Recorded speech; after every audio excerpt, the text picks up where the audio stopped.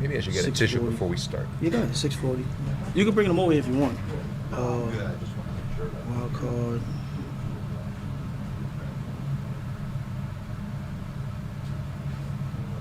$640.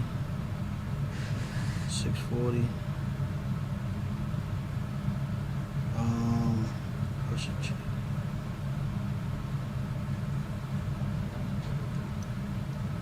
$640.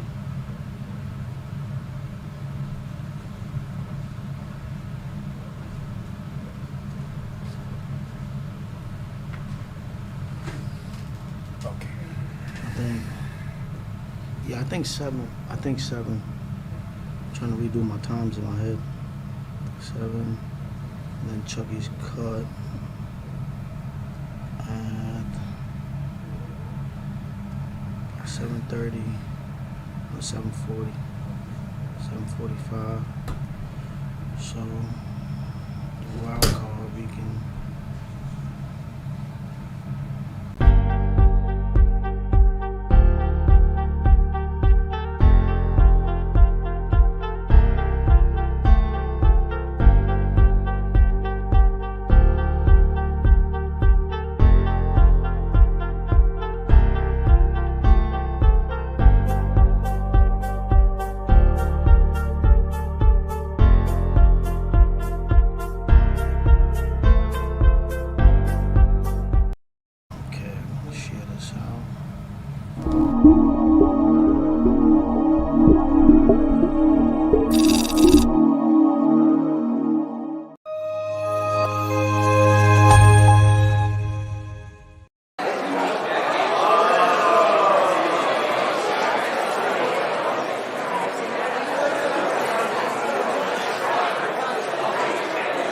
Welcome and thank you for joining us for the Behind Enemy Lines podcast on IAXISRADIO.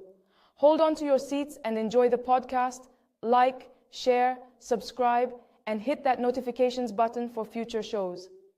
IAXISRADIO, the future of radio and podcast, no limit to IAXISRADIO, WIAX, the future of radio and podcast. No limit to what we do.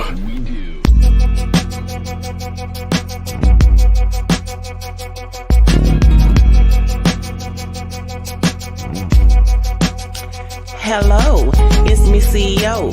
Now let's get behind enemy lines with WIZZ and Gatekeeper on IAXISRADIO.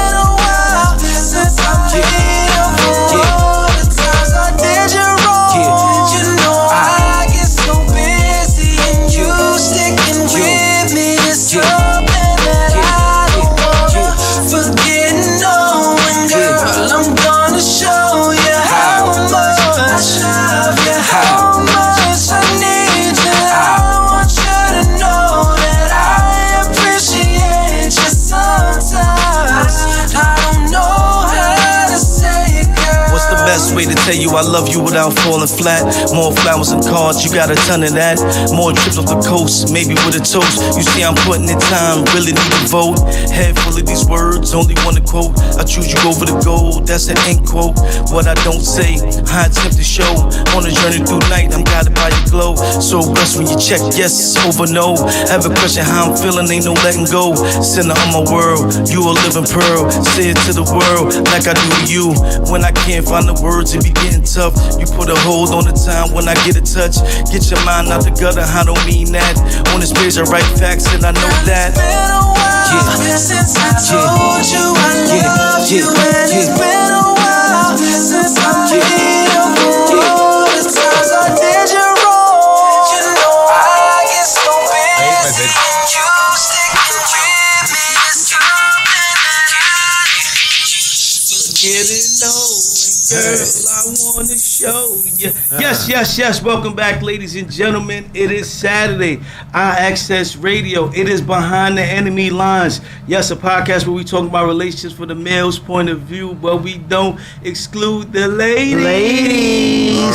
All right, ladies. So make sure y'all get tuned in because we got some ill topics for y'all today. As you can see, the mad composer is in the building, ladies. Thank you. and gentlemen. Yes. Thank you so In much. the building, ladies and gentlemen. We're going to get to him in a minute. And then as you can see, farthest to the left, I got my brother, you know what I'm saying, my brother from another. Yeah. Dominic Smith, a.k.a. D-Chorus, We in a.k.a. the Second building. Chance. You know what I'm saying? He's an actor, he's an author, he's a rapper. What don't you do? I don't be a parent no more. The kids is grown. Kids is grown. I'm a Notice how he grandparent. said no more, though, because, you know, more, kids you are know grown, what you know I'm what I'm saying? But saying? he Kids knows grown. deep down inside that he's always the parent. I'm a grandparent. cut it I out. retired from he the a parent. grandparent now. Yeah, baby. Oh, yeah, I forgot about that. Yeah. Damn, my daughter just turned 28. I'm Damn. on the clock. This is like the NFL's draft. I got four. I got four of them. Yeah. I'm on the Four. clock. Slow down, ladies Slow and down. gentlemen. We want to thank y'all for tuning in. Make sure that y'all share the live right now. You can find us on Instagram, Facebook, YouTube, Twitter, Twitch, you know, Siri, Alexa, 365 Live. If you need to listen on the radio, tune in right now because you don't want to miss what we're about to talk about. You know Not what I'm at saying? all. We got some topics that's going to be jumping off in a minute after the interview. We got some music that we're going to hear from, because you got to grow in life. You know what I'm saying? Like, you got to grow. Yeah. If you ain't growing, you ain't living. That's what they say, right? Absolutely. So we are growing here at IAXISRADIO. We are growing on Behind the Enemy Lines, and we're going to tap into not just a different genre of music, but we also got the professor. He's a real teacher, ladies and gentlemen. He's my teacher. Yeah, I went to audio school. I tried. He You know what I'm saying? tried. I tried. Don't be fooled by this smile. He was a mad composer, and he was a mad teacher, too. Well, You know what I'm saying? I take off my I had glasses. to when live say up to that. the name You know what I'm saying? He was a somehow. mad teacher. Yo, he had us scared straight in the class. So I'm coming there, I'm like 45 years old, like he's scared to death. I don't know what the hell going on there. You know, two things he always said that I had to remember. Read the damn manual. You right? I'm gonna go home, read this shit. Right. Read RTFM. Read the damn manual. So read the RTM, manual baby. and make sure you stay online with us. You know what I'm saying? And reach out to everybody. They don't want to miss the mad composer, right? So we're gonna tap into the metal realm just a little bit. yes. You know what I'm saying? Yeah. And you know, one thing also he said in class, he called it cinematic metal. When I was in class, and it just always stuck with me. You ain't tell me that today, did you? No. Yeah, so I remember certain things. When you got that type of teacher that scare you straight, you remember things. Well, so teachers get scared these kids. I'm man. on it. So you're gonna get to Good. learn about cinematic metal. You know what I'm saying? And different types of engineering and Right. different types of music. You know what I'm saying? From his album Home Merit, 10 years in the making. 10 All right. years. So Yeah. it gave me the vision to want to stick around with what I'm doing. I may still have a chance. You know what I'm saying? Because if you could go 10 years focused On a project. on a project, Man, that was. if that's not motivating, I don't know what to tell you, ladies and gentlemen. Yeah. All right. If that's not motivating, 10 years. And it's finally here, and then it dropped on Halloween, which was my daughter's birthday. So this was aligned in the stars, you know what I mean? So when I first went to the school, it was all about this moment. Didn't even know it. Bow, here we are, making it happen. So like I said, share it, okay, ladies and gentlemen. We're gonna have what we call the wild card happening around. I'll say 6 or 6:30. You know what I'm saying? Time's a little off, so it's about 6:30. And the wild card is when we randomly bring a topic. You guys can have a topic you want to talk about. If you want to talk about the election, we can squeeze that in there. You know, we're Yeah. flexible like that. You know what I'm saying? Come on, look at the beard in the hair. We flexible. Yes. All right, we can talk about whatever you want to talk about. Go ahead, make your vote count. All right, Make your vote make it count. Make it Make it count. count. So if you want to talk about something different, you hear the wild card music, you could drop it in there. Sandy Soda said, "Good afternoon, everyone. Good afternoon, Miss Salsa. Please stay tuned in with us." Good Jose afternoon. Rivera's in the building. He says salute Kings. He's on Extremities ENT every Wednesday. Make sure y'all check him out. That's right. And my brother Dave Vaughn, they be making it happen. Dope music. So yes, we're gonna have the wild card. So anything you want to talk about on the wild card, put it out there. If you don't got one, we got one for you. You know what I'm saying? And it goes like this: is your tank on E? I mean, gas is expensive, and D-Chorus came up with that one. Gas is expensive, but this is not that type of tank. You know what I'm saying? He means the heart and the mind Yeah. and the body. Is it on E? And if it is, he might can help you out with that, ladies and gentlemen. So stick around. But if you got something else you want to talk about, feel free to make it happen, okay? So that's what we got about 6:30. Then after that, we got the pressure check, you know what I'm saying? Because everybody got high blood pressure nowadays, you know what I'm saying? Blood pressure high. You eat candy, high. If you don't eat fried food, high. Everything is high. They Blood get pressure some is garlic. I love my Garlic. pernil though. I gotta. Pernil, I can't give it up either, man. I gotta get it, man. See, they be telling me, I was talking to some Muslims the other day about that, and they're like, you ain't right, brother. I'm here with that pernil is. You say what you want, you know what I'm saying? That pork could do it, though. Yeah, That I know, pork.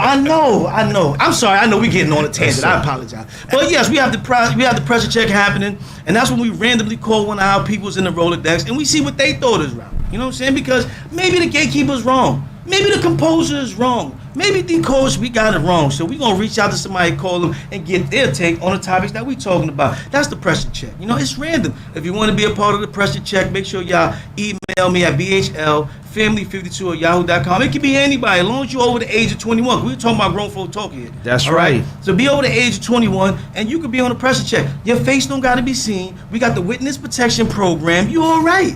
You all right. We just going to call you. You can say whatever you want. It can be a different name. It don't got to be who you is. You want to be Bubbles today, you Bubbles. That nobody got to know. But we just want to get your opinion and your voice on what we talking about. That's why we do the live show, ladies and gentlemen. Everybody in the comments, you are now a co-host of what we do. All right? Okay. So you say what you want to say. That's We're going to amazing. read the comments. We're not going to hold back. And if you're right, you're right. And if you're wrong, you're wrong. I'm going to hold you to that. And then after that, we have, you see him on the table. You know what I'm saying? He got a little mask on. That's Chucky Chucky. Cut. He's in the building. Okay. So we got Chucky's Cut. And today, ladies and gentlemen, I'm going to do something that I usually don't do. Because this is our artist independent give back. And it's not, I don't usually break down the music because I said I don't have the ear yet. And this teacher once told me that you got to take years and years and listening to different wavelengths and all types of stuff. Like you got to put it in. We had to do it in this class. I was lost in the mother, but everybody was listening to taking notes. I'm like, what you writing? It all sounds the same to me. What are y'all listening? And then he came in like, brother, this got to go over here. 8 different microphones to set up on the band, live band, like live music. What is the difference? Studio music. When I say, I'm going to share a quick story with y'all before we get to this. I saw him on the train like the day after class, the same day class was over. And he messed up my mind, Dom. It was like going in the Matrix. You know what I'm saying? Like I took the wrong pill. I want to know this tastes like a steak now. I want to go back to where sound is just sound. It's not a wavelength bouncing off of this that's connected with this. So I'm on the train and I can't ride the train home without all the sounds. Now trying to understand how every sound is being made and everything is going through. And then I look up. I told you I would ruin you. He ruined it. He broke me. He broke me. This is his fault. It's like he was on a meth tab. Acid trip. You're never gonna be the same again. You just went to the dark side and never came back. Shout out to Talika. She's in the back. She's a hair and makeup long on. So then I look up on the train car and he's on the train. Yeah. Oh, man. And I just looked at him and he probably thought I was lying at the time. I was like, I can't stop. You remember that day? Yeah. I'm like, everything just seems so different. It's like when you bite into that Starburst for the first time and you get that juice in your mouth. Like, it just gave me a joke. So we got Chucky's Cut. That's our independent artist give back. And we got an artist that's coming on that was actually on Tug of War. We got Opinion with Beyond Riddles and Novel Hoodie the God. Hoodie. Yeah, the name's too long, man. Houdini? I think it's Hootie. Okay. Anyway, You got a weird name. the spelling is right when we get it on the screen, all right? Okay. But since we got he gonna tell y'all why he's well certified to do what I said I wouldn't do. I don't usually break down and critique people's music. We just vote to keep or kill it. All right, Yeah. so if you make the cut, you get to make it on Chucky's Cut. So when we have our Better Green Entertainment Hour, you get to get your music spent. That's what we gonna do. That's what it is. But I don't say if it's good or it's bad because I know I'm still working on levels. But we got somebody that's gonna break down the music. After you hear the song, he's qualified. Can you tell them that you qualified? They think you can. He's qualified. So they say. He's qualified, all right? Nah, he's very qualified. There's only one other person in here that'd be qualifying to ask about music. That's the engineer behind the booth. That's you know what I'm right. saying? They got more than 50 years in, you know what I'm saying? Oh. But this is a professor. Yeah. So we're going to ask him to break down the song. So Riddles, you sent your music in, and you got lucky because we didn't know this was going to happen. So he's going to get a full critiquing of the song, you know what I'm saying? But for those of you who just want to vote to keep and kill, you go to crowd.live, okay? And you get love to that. vote, and you have the code HGYTP, okay? That's the code. So y'all go to vote to keep or kill, and we're going to have that around 7:15. Chucky's cut. So like I said, y'all still vote to keep a killer if y'all like it, but I'm just gonna ask him on the spot to just break it down and give us what he think about. So you engineer that engineered this, you might be in trouble. Yeah. Artists, if you ain't record right, you might be in trouble. You know what I'm saying? Like we gonna do a live on behind Have enemy some lines. thick skin. Why You know what I'm not? saying? You know what I'm saying? Because this is how you find out if you gonna grow, you gonna get better. All right. That's right. So we about to welcome. play a video before we get to the Mad Composer. All right. And before we play this video, because I want you to explain. You said the music that you're going about goes off Dante's Inferno. Correct. Right? And Dante's Inferno, at first, I didn't really know what it is, but I had to go do my research. Go do your research. Because, see, I listened to a little metal. And I'm not saying this just because it's you. You know, on Spotify, when you got the free version, you know what I'm saying? You got to listen to different genres. You can't just listen to what you want to listen to. So, you know, every now and then, I get a little metal in there. You know what I'm saying? And, you know, I can't fully name them by names, but I be listening to Breakdown. You know what I'm saying? Angels Don't Kill. You ever heard of them? Yes. I kind of like them. You know what I'm saying? But I don't know all the songs, but I kind of like them. So, when it comes to metal, you know what I'm saying? Now I'm starting to look at it a little bit differently of storytelling. You know what I'm saying? So even over the last 2 weeks when I've been listening to the album, I've been kind of mad I don't got the book. Because now I want the book so I can pair with the actual song. So I can actually really, because you don't got to imagine, it made me dig into my imagination bag. Cool. You understand what I'm saying? So it was really different. So explain to people a little bit what Dante's Inferno is and how you created what you created, and then we're going to play the video, then we're going to the interview. So when you see this this video, and I didn't watch the full video yet either, so when you see the video, you can kind of peer it and kind of understand where it's coming from. Sure. Okay, so where does Dante's Inferno comes from? It's from the original medieval poet, Dante Alighieri. It was around the year 1300. So we're talking like real long time ago.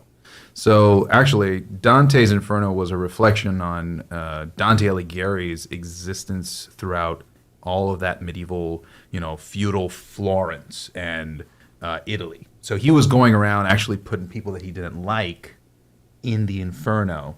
Oh. And he was describing all of the layers of sin as you go deeper, the worse the sin became. Right? So this became sort of like an outline for a lot of artistic expression. You can actually see a lot of Renaissance painters like Sandro Botticelli. Like if you've ever seen some of those old paintings that you go to like the Met Museum for, you'll see like some of them are inspired by the Inferno. This project, inspired by the Inferno, is a little bit different. I wanted to modernize it a little bit more because I think, of course, one, you're going to talk about medieval stuff. It's going to be outdated. It's just like ways of thinking, sometimes they need a little bit of an update. So there's that. But then there's also the part of it where it's how can we make it relatable, right? So I took it and put it into a little bit more of a modern historical context, which was World War II. Okay. So I said World War II is probably one of the worst times in humanity ever. Maybe, top 3. So if we're talking about some of the worst times, how can we make a story where not only does it create drama and, the propelling of our protagonist, whose name is Dante, right? What made Dante go into the Inferno in the first place? So it actually starts with Dante being on the wrong side of history. He's actually a Nazi. Wow. And in the video that you're about to see, it's Dante's mother, and how Dante's mother basically inadvertently damned Dante's soul.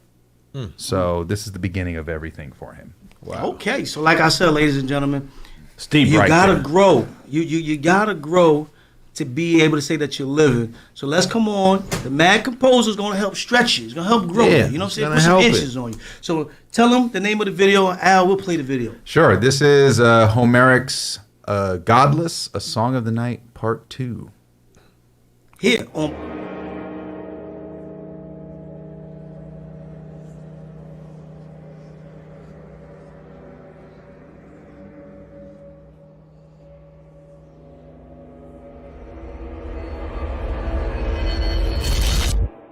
Chapter 1, Godless. Our story begins where a tragedy happened, in a house upon a hill, deep within the darkest wood.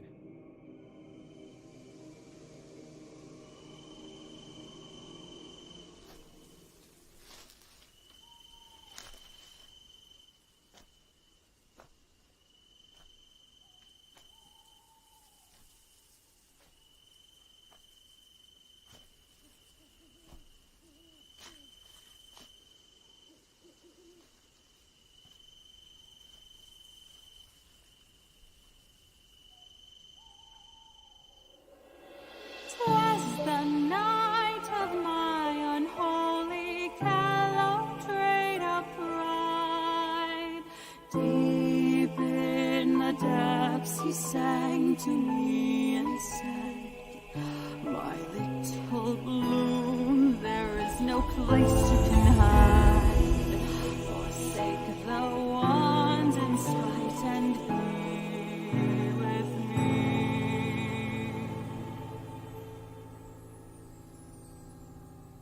Tell me why it is I you choose to free from the evil demons of woe. Are you not he, the one who fell from high above the world by heaven's light?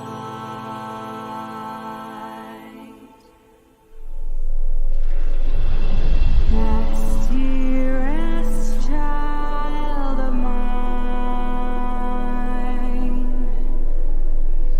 fret not, believe in me. I'll bring a blackest night so true. For all the pain you felt when they walked over you.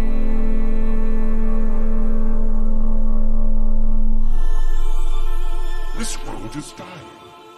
Allow me to give you a gift, one that will require a simple sacrifice in exchange for everlasting peace.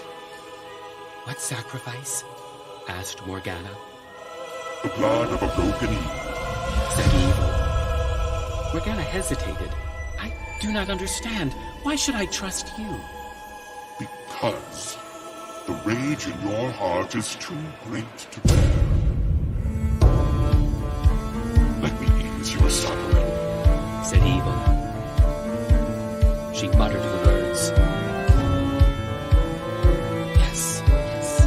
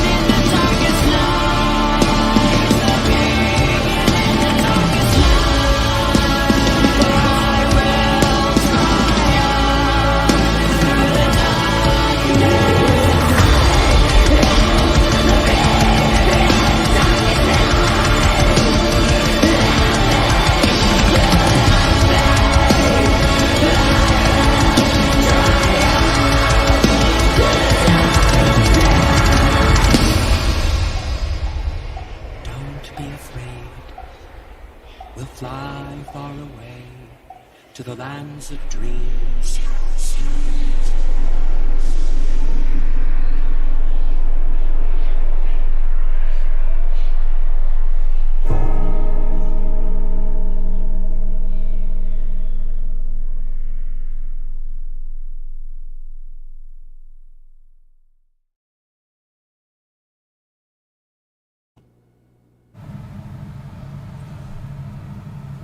Yes, yes, yes, ladies and gentlemen. So as you can see, if you're not ready to be in a theater, opera, like, you know, I don't know what to tell you, because a lot of people think because my roots are in hip hop, R&B, that type of stuff doesn't connect with me, but it does. I've always been the type of person, I can go watch an opera, I can go anywhere in Manhattan and watch a play, you know what I'm saying, and see that kind of acting and movie stuff going on. So put your hands together as I bring y'all the mad composer who put this all together with Homeric, the name of the album and book.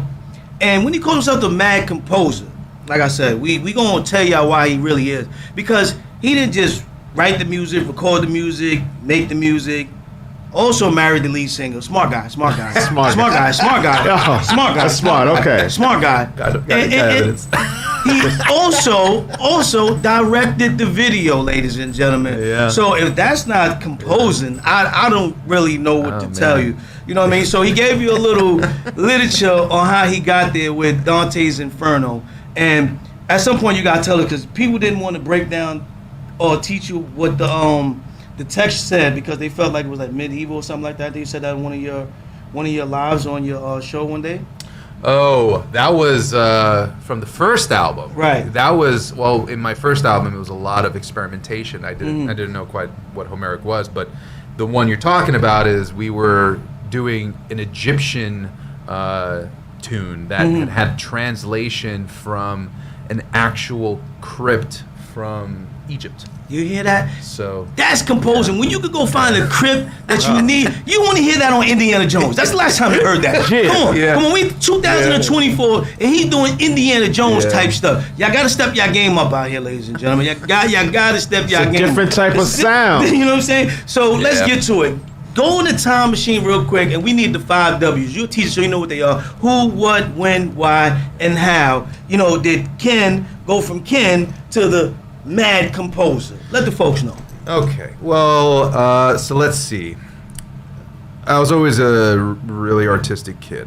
I was drawing ever since I was like 3 years old. And when I was growing up, my father was a musician. My father was actually a world-class drummer. He played with Menudo, Alvarez, Anita Nazario. These are like big-time Latin artists. And my mother was a fashion designer, and my mother and father, they actually exchanged services with each other. So my father would always look, really fly on his tours, because my mother would always hook him up. That's how. Hold on one second. Kaya G said the mesh of soft melody and authentic sound is very impressive. Well, thank you. I'm very keen on. And actually, we were talking this a little bit before the show started, is just to focus on only your own sound, which is get away from the distractions of other people's sounds. Just focus on your own. But as I was growing up, right, I mean, everybody's always inspired by their own heroes, right? So while I was growing up, I listened to a lot of classic rock. My mother, when she was cleaning, she would play a lot of Baroque music. But my mother and father are Latino, and they're Puerto Rican, so they would always play salsa during Christmas time. And I always grew up with a lot of music and art. So all of that into elementary, I kind of got obsessed with a game called The Legend of Zelda. I never finished that game, bro. I never finished. I remember that. My brother was just talking about that literally 2 days ago. He was telling his son about Zelda in the car. Okay, Ocarina of Time was the GOAT game of all of that. And Majora's Mask 2, which, by the way, that album cover of Homeric, which is The Circle of Dead Children, that's the album title. The cover was inspired by Majora's Mask. So shout out to all the Zelda when fans y'all hear out Circle of Dead Children, check the history out. It hits different when you hear. That's why I had him explain earlier in the beginning where he got this from. It was a old poet when he was writing about going through heaven and hell, and one of them went to heaven and the other one went to hell. So when you talk about this Circle of Dead Children, just think about in the video game world and then the other world where you jump into a portal for a minute, okay? We're not really hurting anybody's children, okay? All right? It's just the concept of the thought. That's why I said you need the book to read along with the music, because it's a whole story. So Circle of Dead Children, okay? It's not that kind of party, ladies and gentlemen. All right? Well, it's a metaphor. It's a metaphor. It's a metaphor. But you know the people out here, they get sensitive. So nowadays, this is the thing, right? Why call it the Circle of Dead Children? And I'll get back to this whole journey of mine. But the Circle of Dead Children really is just a metaphor as to that we are all children of, you can call it God, you can call it, the universe, nature, but when we die, what happens to us in the afterlife, right? And so on the cover of Homeric, you'll see that there is actually 9 children. Each one represents one of the circles of hell in the Inferno with their mask. Wow. So that's really what it is. And you actually don't ever see in the story those children. They're literally, they only exist on the cover. There you go. It's just a way to express a metaphor and what is the sort of symbolism of everything that happens. There you go. With rock and roll, is the majority worship Satan, or is that something, or are they intrigued by the other side? Well, I guess light? rock has always been, or rock and metal, I guess you can say, that's always been something that looked into the obscene, right? Something that was of either grotesque or very just unattractive to the norm, right? Right, we'll look into the darkness of all these kinds of stuff. Doesn't mean that the people who actually make the music believe in that stuff, but they use it as subject matter because there's intrigue, right? Yeah, ain't nothing wrong with that. That's kind of what I use it here as well.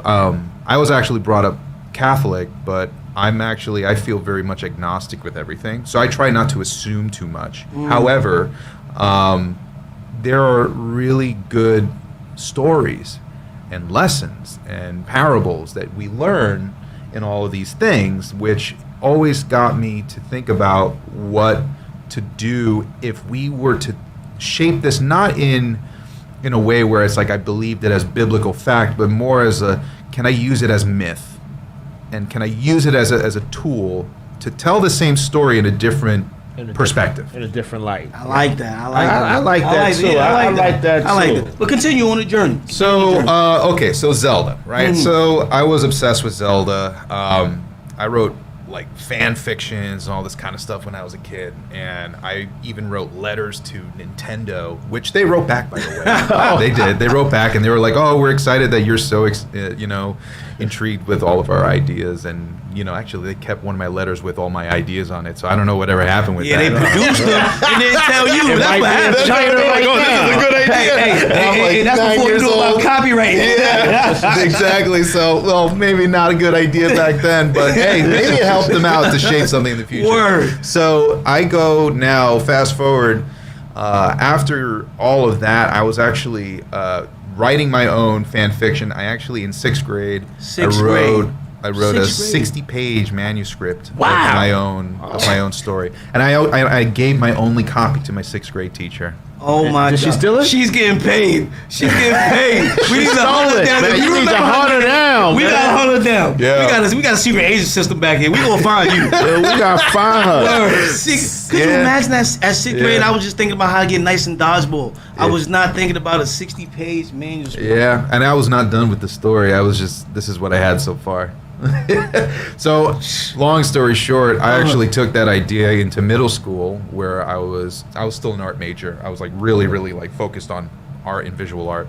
My mother was adamant about keeping that in my activities. So I got to middle school, and we had computer classes. So I started to explore trying to make a video game, and this is like Windows XP era. So I'm like working with, I think it was called RPG Maker. XP was the game maker. You're familiar with this? I'm of age. Yes, I was into RPG Maker XP. I remember getting a month-long demo, and because I couldn't afford it, of course, because I'm a kid. So I'm like, I get the long month demo, and I made a whole 30 minutes of gameplay in 1 month.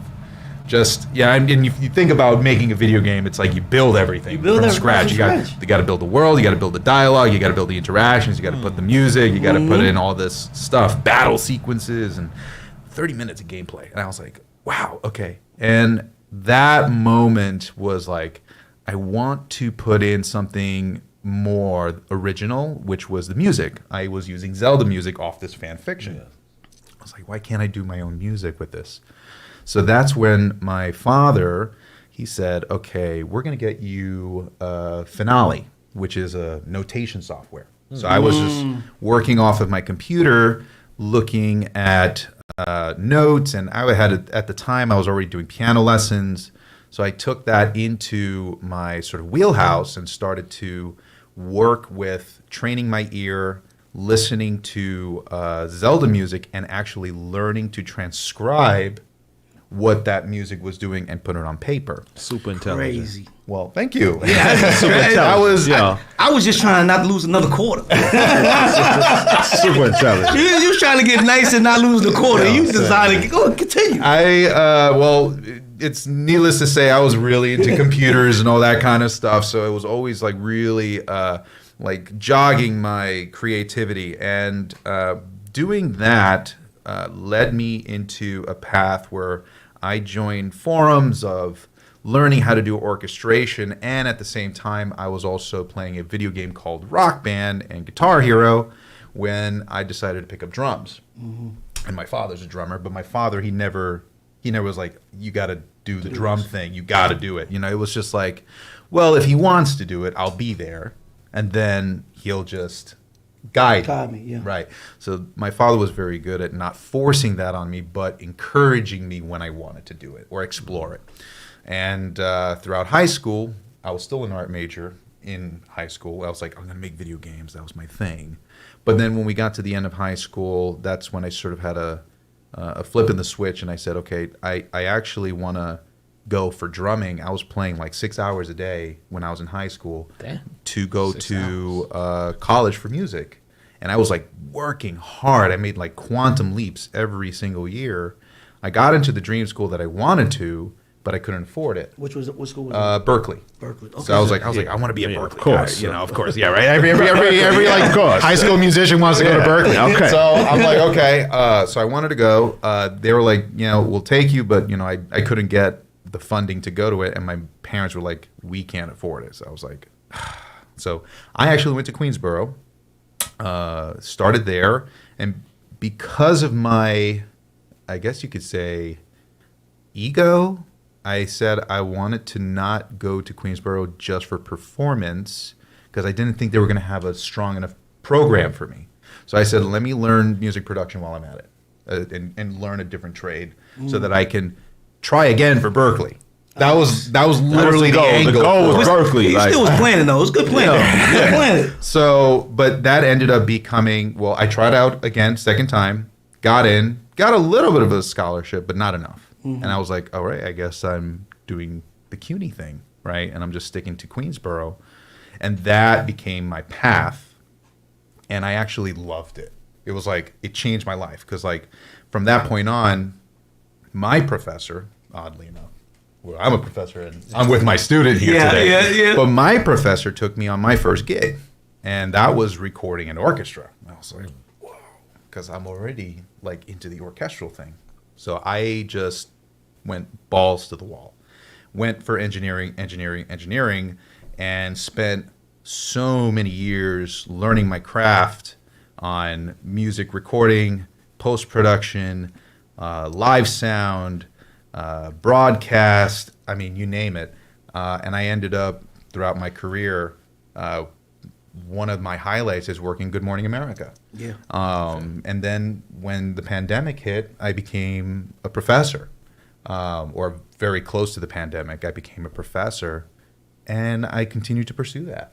And then here I am today, and I finally finished this creation, which started in 2014, by the way, this whole idea of Homeric. 10 years. That was when I was still in college. I was just exploring. I went to school to learn and focus on engineering, and while I was doing it, I had a couple of friends of mine who I knew from high school that we were like, let's just kind of get back into making music.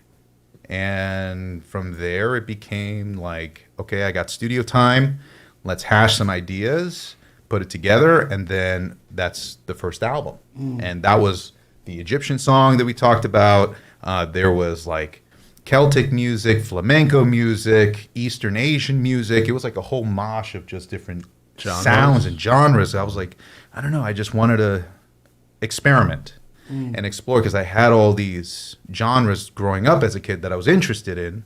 So I was like, let me see if I can do a song that's, flamenco, and I'll just, try and write something for that. And then I put in metal because that was kind of what I was into. So all that together, and then underneath that first album, I'm like building this idea inspired by one of my classes, which is Dante's Inferno. And I was like, this would be such a cool concept. And that was actually that class that I learned what Homeric meant. And so Homeric, to define it, really means to just be in the ways of Homer the poet, or in other ways like super epic, right? Because his poems were just super long. We're talking the Odyssey, the Iliad, the Trojan Horse. These kinds of poems that are ancient, that have a longevity to them, right? And they're legendary. And so Homeric is basically, in a sense, to be epic, but to be legendary in that way, to be an ode to the ancients. That's kind of dope, because that was a question I was going to ask later on down the road. That what did Homeric mean, and how did you get to that? So it's legendary. That's dope. So you kind of like a historian in a sense. I love history, but I'm not a certified historian. I'm not saying certified, but let's be clear about that. But I do love history. I do.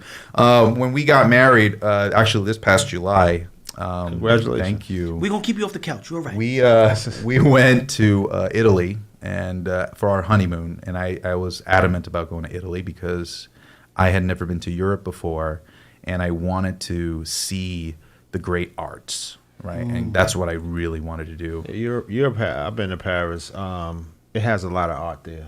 A lot. The way the Europeans retain the old works. I mean, we just don't see that kind of stuff being made anymore. Yeah. If we're being honest, like we're so concerned with the here and the now and what's just in front of me at this moment. We're not concerned with what lasts lifetimes. So, I mean, take your phone, for example. I mean, every single time you get a phone, it's going to be like worse off in terms of quality, right? So in 2 years, mess with Apple. Crazy. They say you better trade it in before that time happens. Right. So we're gonna, ladies and gentlemen, like I said, if you want to call and ask the Mad Composer any questions, the phone lines is open, 347-708-0216, 347-708-0216. And before we get to our next question, we're going to have you introduce one of the songs now. We got some artwork so y'all can see with it. Homeric, Mad Composer, let's tell them what the first song is.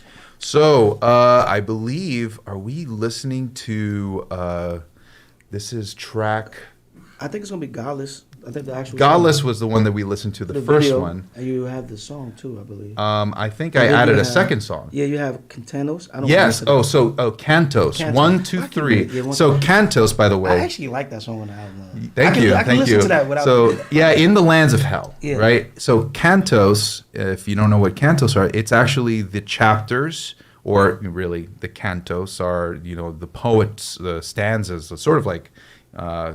Chapters or their own song within the Inferno. So every single one of the things on the album, you'll see, not every single song, but most songs, they'll have this cantos and a Roman numeral next to them, and that actually represents the song that goes to that part in the original Dante's Inferno. Oh, okay. I was kind of wondering because I say cantos 4, 5, and just trying to figure out. Right, and 33 is a big part of things, or actually just the number 3 in general. There's a lot of repetitions in 3, of course, because the Holy Spirit and God and the Father, right? That kind of thing. It was a symbol for Dante and a lot of people during that time. So he brought that into his poetry. So you'll see things like whether it's rhyming in 3 or whether there's like 3 bunches in words. And so the way he sort of did things, a lot of it was in 3s. So actually, and this is not the song that we listened to, but the entire Infernal Suite, I wanted to make it 33 minutes and 3 seconds. So that's a little bit of a note to that too. The 333s. I hear you. Yeah. I hear you. I'm focused, ladies and gentlemen. I'm focused. So we're going to have that song played right now, ladies and gentlemen, and then we'll come back with Ken Candelas, the Mad Composer. Hey. I feel like I have to have a voice to say this. Like shoulders. I like this.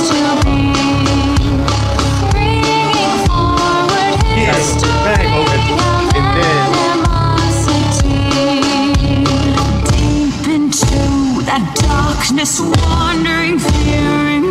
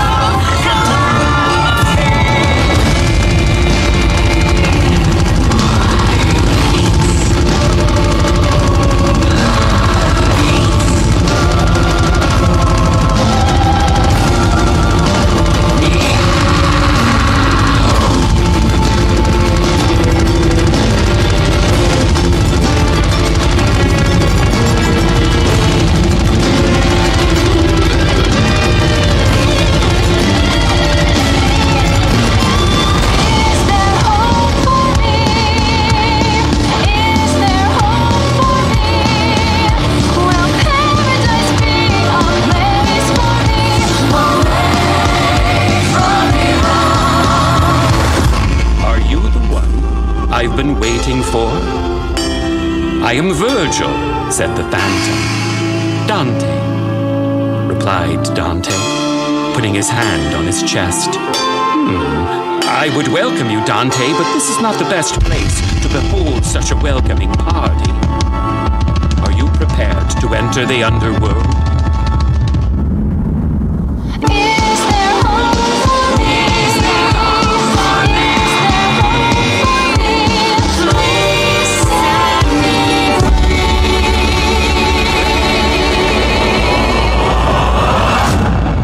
Virtuous one step forth from the shadows. Help the pilgrim travel deep through the fire of his darkest desires in the inferno. Deeper and deeper you'll venture to see children of hatred and treacherous deeds. Sing the curse of Lethe. Virgil, come Virgil, your aid is in need. Help the pilgrim travel deep through the fire of his darkest desires in the inferno. Here in this land they'll eternally rest. Born again full of life, full of soul for the afterlife, and sent to the underworld.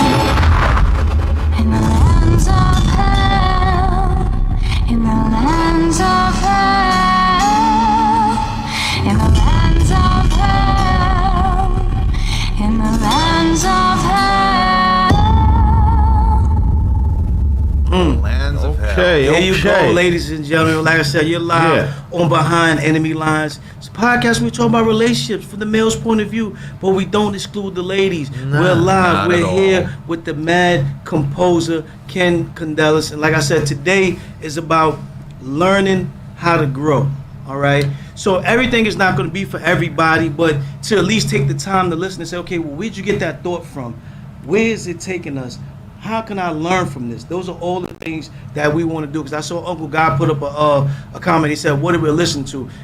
I call it cinematic metal, but Ken can explain it a little bit better, so you can find it from. But it was it's a way of storytelling. You know what I'm saying? Not believing in demonics or things of that nature, but just saying, hey, I like this. I created video games, like he told you. He wrote books when he was in 6th grade, 60 pages deep, and he took all his ideas with the guidance of his parents, and he created a project that took him 10 years to get done, which was now named Homeric, when they do metal and storytelling from art that he Story finds. metal, eh? Story metal. Story metal. Story metal. Like it's just crazy. So like I said, so we're just opening, you know what I'm saying, the doorway to seeing different music. You know what I'm It's saying? like changing your palate, going to a change- just different little bit. restaurant, Just- man. just a Change- little bit. you know what I'm Just a little saying? bit. You Just going a to the little bit. same restaurant, Just you a got to little bit. change your palate a little bit. But behind the scenes, we had a good question that D-Chorus asked him. Ask that question again. So we I wanted to, was it two people singing? Like,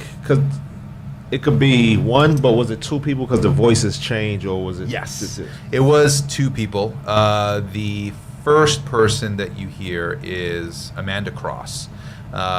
Beautiful, light voice. And the second voice is my wife, Elizabeth Condellis. So the two of them, but it's kind of the disparity between them is very interesting because it's like light and dark, right? And actually, they do play two different characters that happen in the novel, which Amanda, playing the light person, it's, in this case, Dante's lover, and Dante's actually represented by Elizabeth. Okay. And so they have this quarrel, which ends up Dante leaving him to go into the underworld through death. And in that, he meets Virgil, and that's where you hear, "Are you the one I've been waiting for?" Right? That's by the narrator. His name is Jonathan Cruck, which is the coolest freaking guy because he is literally one of my own inspirations ever since I was a kid. I would go to Sleepy Hollow, and I would go every Halloween, and he would be a storyteller to a bunch of children talking about the Headless Horseman and Washington Irving's like stories. Oh man. And so I asked him to be a part of this, and he was just like, "Circle of Dead Children. I should think about that for a second." Because he was like, I teach all this stuff to kids every day. So I was like, yes, well, Jonathan, you know, there's a lot more to it than just that. And he was just like, oh, well, of course, you know. And he actually, it's a great intrigue in it. And he loved how it was being portrayed, what the story, how it was hearkening towards, you know, Dante, and creating something fresh out of that. And so he participated as the narrator of the story and the audiobook, which is not out yet. It will come out in 2025, but he is on the album as a narrative voice that is those segments from the audiobook. So what you're hearing, what he says, actually is in the story. That's dialogue that's really in the story. Okay, so you can tell us who else is on the team and who else is helping out with the project, different parts and where they play, and you can answer this question as well. Uncle Guy said, what's this demonic crap I was just listening to? So when people hear it, they say demonic crap. How do you talk about it? Answer the question. So, well, one, I'm not a devil worshiper, so let's just get that out of the way. Get that out the way. I'm very interested in darkness, though. I think when you're talking about a story that is trying to relate as much as possible to humanity and its morals, I think looking at demons and angels, likewise, by the way, not just one or the other, but both, what can we draw from that as not only something to learn from, but maybe something to grow from as well. In this narrative, there is an encounter with angels, Virgil being one of them in this case as well, where Virgil as an angel is tasked to actually take Dante through hell. And Virgil doesn't know why. He just knows that this was a task given to him. And when he meets him, he finds that Dante has a unique scar, and it's a symbol of Ares. And he asks, you know, what is this that you have on you? I don't know what this means. It is tainted, which you have, in this case, some connection to the darkest force. And then he's going to still help him go through the inferno. He doesn't know why, but he knows that there's something destined greater for him. He just has enough faith to just carry through.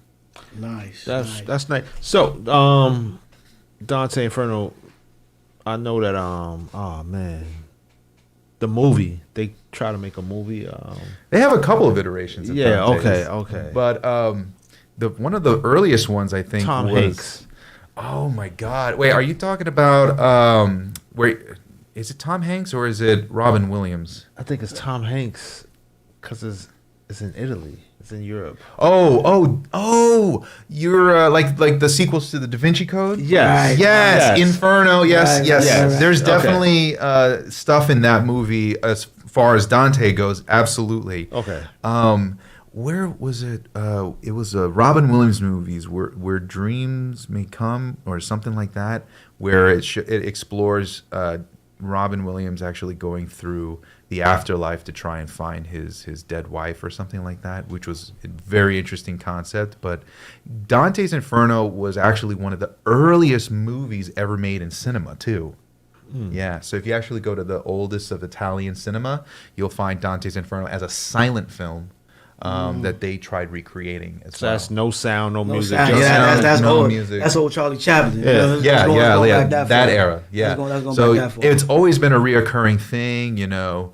Nosferatu and all these kinds of characters that you may hear about with Dracula and stuff like that. Everybody harkens to Dante, you know, because Dante, if you didn't know, that iteration of hell, nobody ever knew before. So he portrayed hell. He gave people a visual of what hell was like.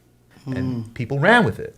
And it became popular. It became one of the most popular books next to the Bible and Malleus Maleficarum, which was the hammer of witches. It's what they used to kill witches for 200 years. See, that stuff I don't even know. See, Yeah, that's crazy. Kind of insane. That's crazy. But see, that's what you got to do when you have conversations, and that's why I like to have conversations on Behind the Enemy Lines, because once again, it just opens your mind to other things that's happening around the world. Yeah. You know what I mean? So just like they do in rap, when you're talking about guns and drugs and everything else, you're portraying a certain type of world. You're showing a type of light. So now in this, Homeric, you're showing another world, another story. And like I said, there's a audio with the book. You do it together. So tell us about the team and the other people that's involved with the project. Oh, yeah. So besides Elizabeth and Amanda and Jonathan, Jason Stallworth was the guitars on the album. Alfred Potter as well. He featured on a song called Sacred Order, which if you're interested in that one, that's a World War II based tune where you hear the voice of Franklin D. Roosevelt, one of our old presidents.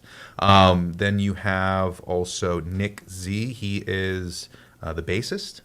And these are all people that are not necessarily core to Homeric, but they are a part of this production. Okay. I just want to make that too also clear. I used to have a band with all of this, but that dissolved before the Circle of Dead Children was completed. And so it became something that blossomed into its own. Basically, it had a mind of its own, I gotta say. Like Homeric, it always felt like it felt like it was beyond me in a sense. It was bigger than I was. I might just say that I was a vessel for it, but I don't know. It felt something more, I guess, otherworldly for me. Mm-hmm. I kind of kept doing it as a sacred duty to myself and maybe to a higher power. But so it was an instrument, more or less. You feel like it was an instrument. Oh, man, every time I always think about Homeric, it's like I know it's mine. Like I made this thing come to life, but it was like the universe's property.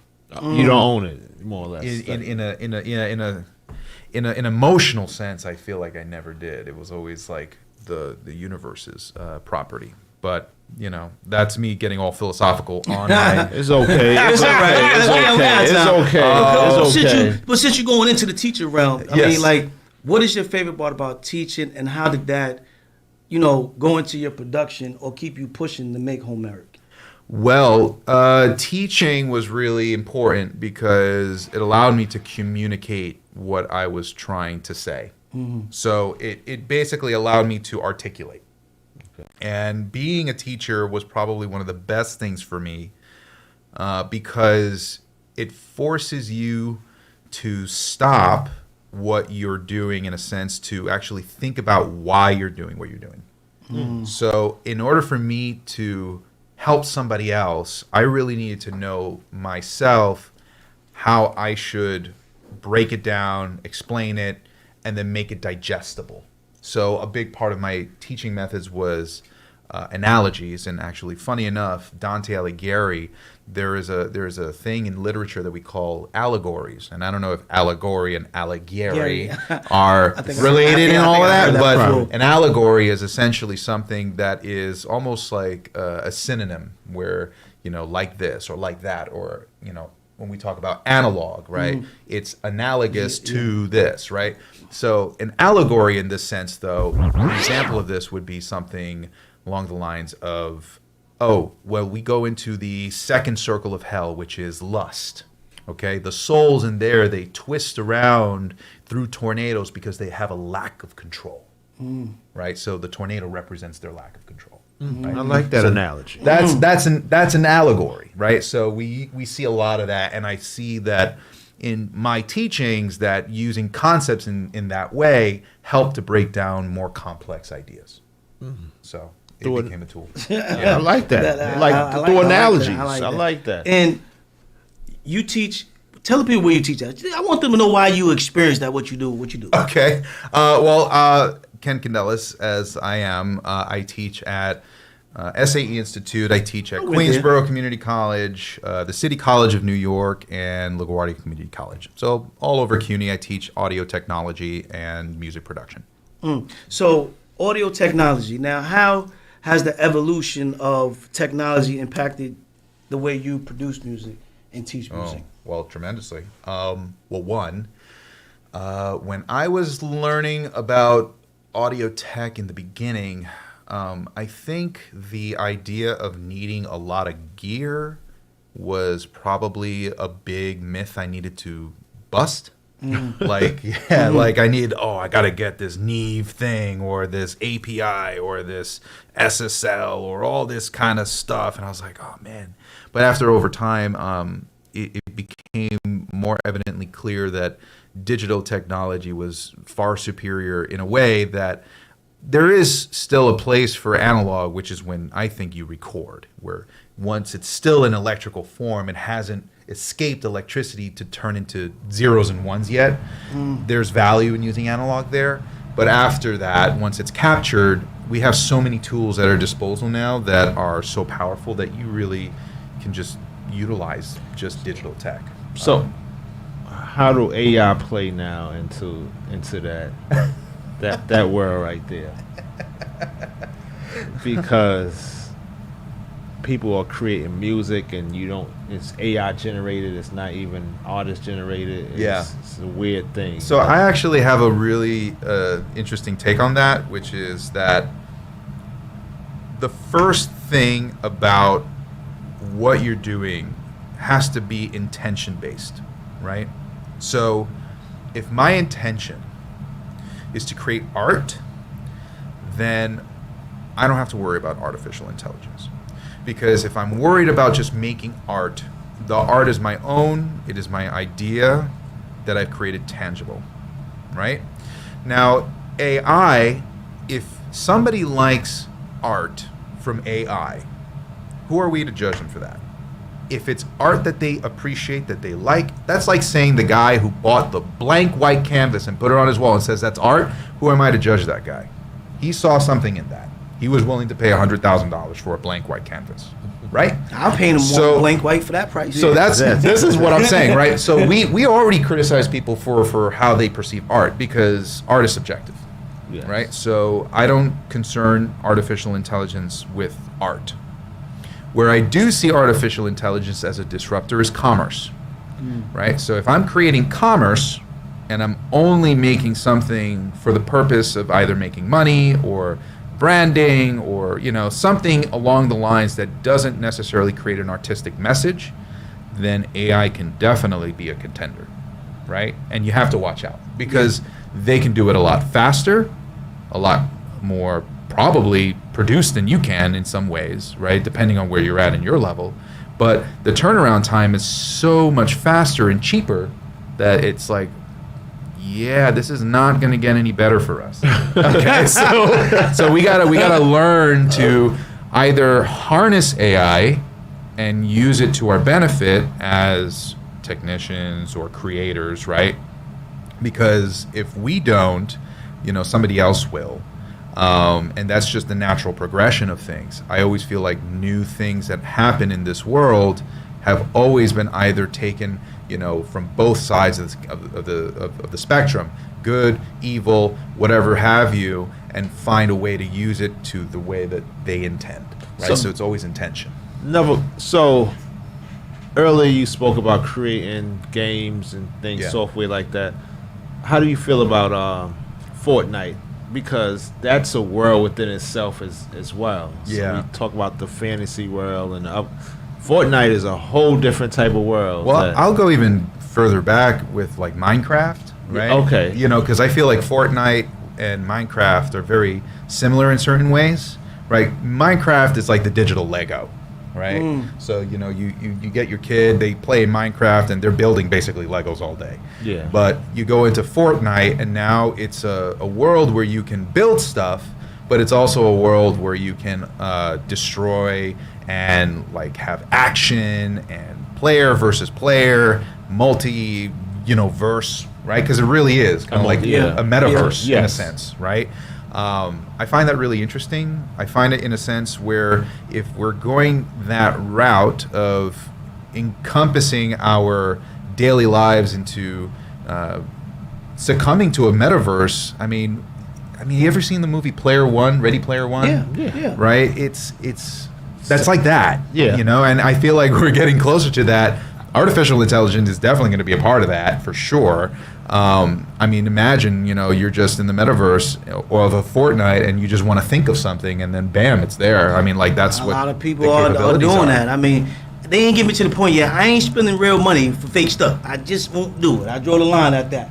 You know what I'm saying? But they do get captivated. Well, you know what I'm saying? they're paying for the experience. Listen, man. Right. I ain't paying no real money for no fake Jordans in the game. I ain't paying no. I ain't buying the sneakers. I'm not. They be like, your player looks stupid. He whack. He ain't got no sneakers. Oh well, that really cost me $50. I'm not doing it. All right. I draw the line there. You know what I'm saying? So I like what they doing. All right. Well, here's a question for that. It's like, why buy the Jordans in the virtual world?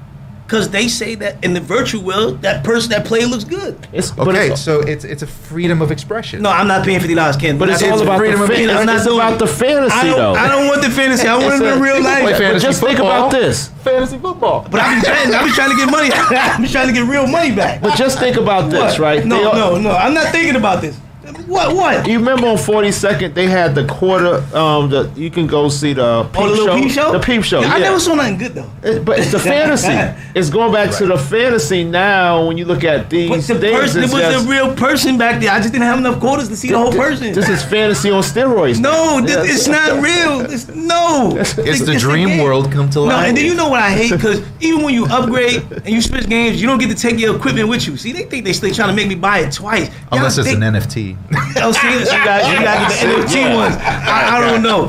Ladies and gentlemen, you're live here with the mad composer, Ken Condelis. You know what I'm saying? You got D Chorus in the building. I am the gatekeeper. And yes, we're giving you something different, something new, all right? We're going to continue this interview, and then we're going to shift gears in a minute. We're going to do what we do on Behind the Enemy Lines. We're going to talk about relationships from the male's point of view, and we don't exclude the ladies, all right? And Uncle Guy, I'm glad you was on here, because we're going to talk about a scenario that he told me about. Y'all remember Edison, right? He created the telephone lines, right? Yeah. And or the light bulb. One, something like that. Anyway, light bulb, I can't remember the story right now. phonograph, You had me in the world. Graham Bell created the telephone. Graham Bell. There you go. Thank you. Help me out. He had me in the dark world. I forgot to come back. Sorry. I left some of my information in the dark world. I got to bring it back. Pardon that, ladies and gentlemen. I got to bring my information back. But he said when they created it, you know what I'm saying? Like, the women's was the operator, because everything was plug in and plug out, and women were more easier to do that mentally than men was. That's why they had the job, you know what I'm saying, at the telephone company. Allegedly. You know, allegedly. Yeah. So on my last podcast a while back, a female called in, and we went back and forth for a while, and then they said, oh, y'all men, y'all just get over a relationship and y'all just go on and y'all just move in and start all over again. It's so easy for y'all. So that made me ask the question, is it really that easy? You know what I'm saying? Who gets over relationships faster, men or women? You know what I'm saying? And we're going to get into that in a minute, because I don't think it's that true. You know what I'm saying? Because I never got it that easy to just get out of one relationship and just go move in next week. It wasn't like that for me. So we're going to talk about that in a minute, ladies and gentlemen. We're going to wrap up this interview after a couple more questions. Like I said, Ken Condelis, the mad composer, not just an artist, an actual real teacher. Like he told you, 4 different schools and programs that he works in with engineering, microphones, recording, you name it. He knows it, or he's gonna know it. You understand what I'm saying? Number one. And he left out, you know what I'm saying, he has a podcast as well, you know what I'm saying? Oh, well, thank you. Metal Mastermind. Mastermind. That is my educational platform. Mm-hmm. Yes. So you can definitely follow him on that as well, so you can learn about some of the other stuff that he's telling you. So before we get fully off of that, you know, when you was on Metal Mastermind, you talked about finding your own sound. Yes. You know what I mean? So how did you find your own sound? And if there's an artist or producer out there looking to find their own sound, what are the tools they need to have to do that? That's a great question. Or want to learn to have to do that? So that really comes down to a lot of introspection and reflection. Because when you're... College words. Well, I mean, if you're really thinking about it, like to find your own path, you need to go walk your own path. Right, and that does not happen just by following people. So, in the beginning, you are mimicking your heroes, because that's what you're learning from. You're imitating. You're trying to learn how they do it so that you can do it too. Right, but after a while, you keep doing that, and it's just like recycling the same shit.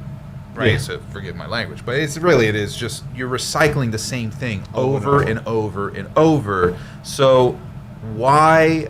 You would break away from that requires enough courage and willpower to want to do that first. So you can't find your own sound unless you're actually intending on truly going down that road, because that's a road where no one else has walked for you, right?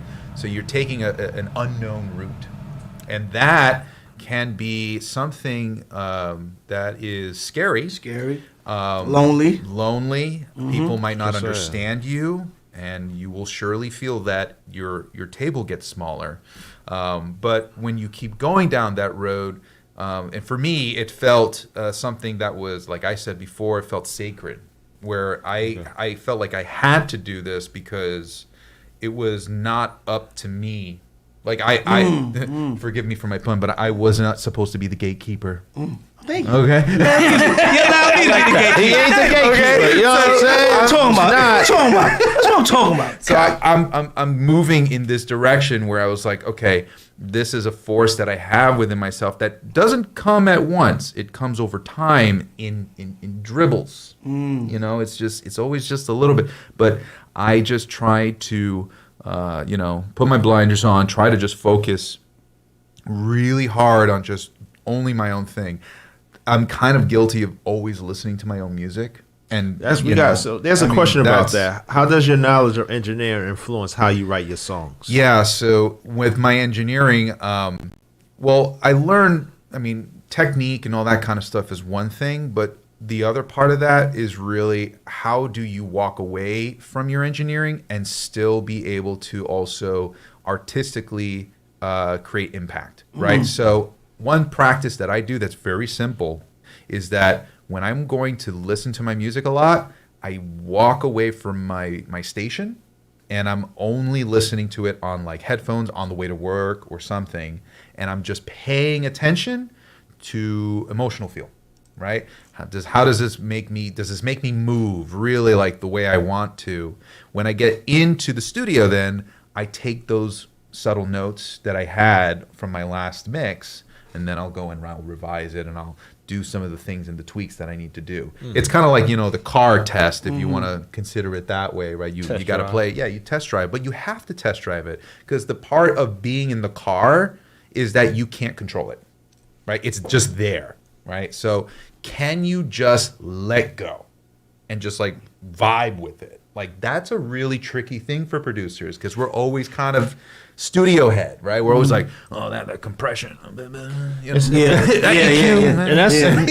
music is a big mental piece. It's a big compartment. Psychological. Yeah, it's definitely compartments there. Thank you, Uncle Guy. I remember I knew it was Bell, but my mind was somewhere else. I was in Homeric. I was in the Homeric world for a minute, right? I'm back now. The gatekeeper's back.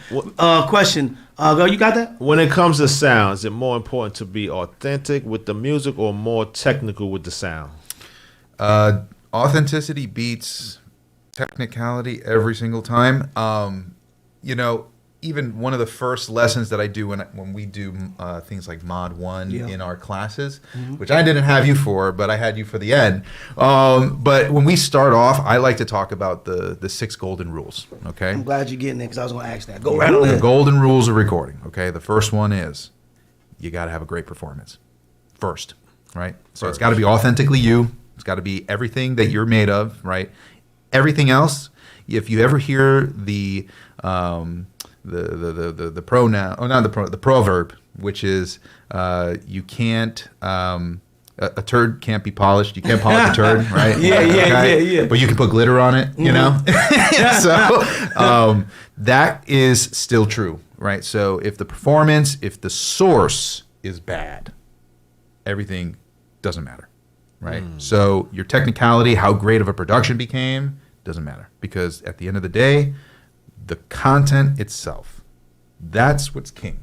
If you have a great performance and it sucks ass in its recording, trash, right? We're talking like get them out. You went through a wire recorder, like from the 30s, right? Okay, and it sounds like ass. That still beats a really great produced song that is just horrible with its song. It's its content itself. There's no authenticity. Because, at least, even like a guy like Johnny Cash. I mean, like why Johnny Cash was very simple. Very simple. He became a huge hit because he was authentic.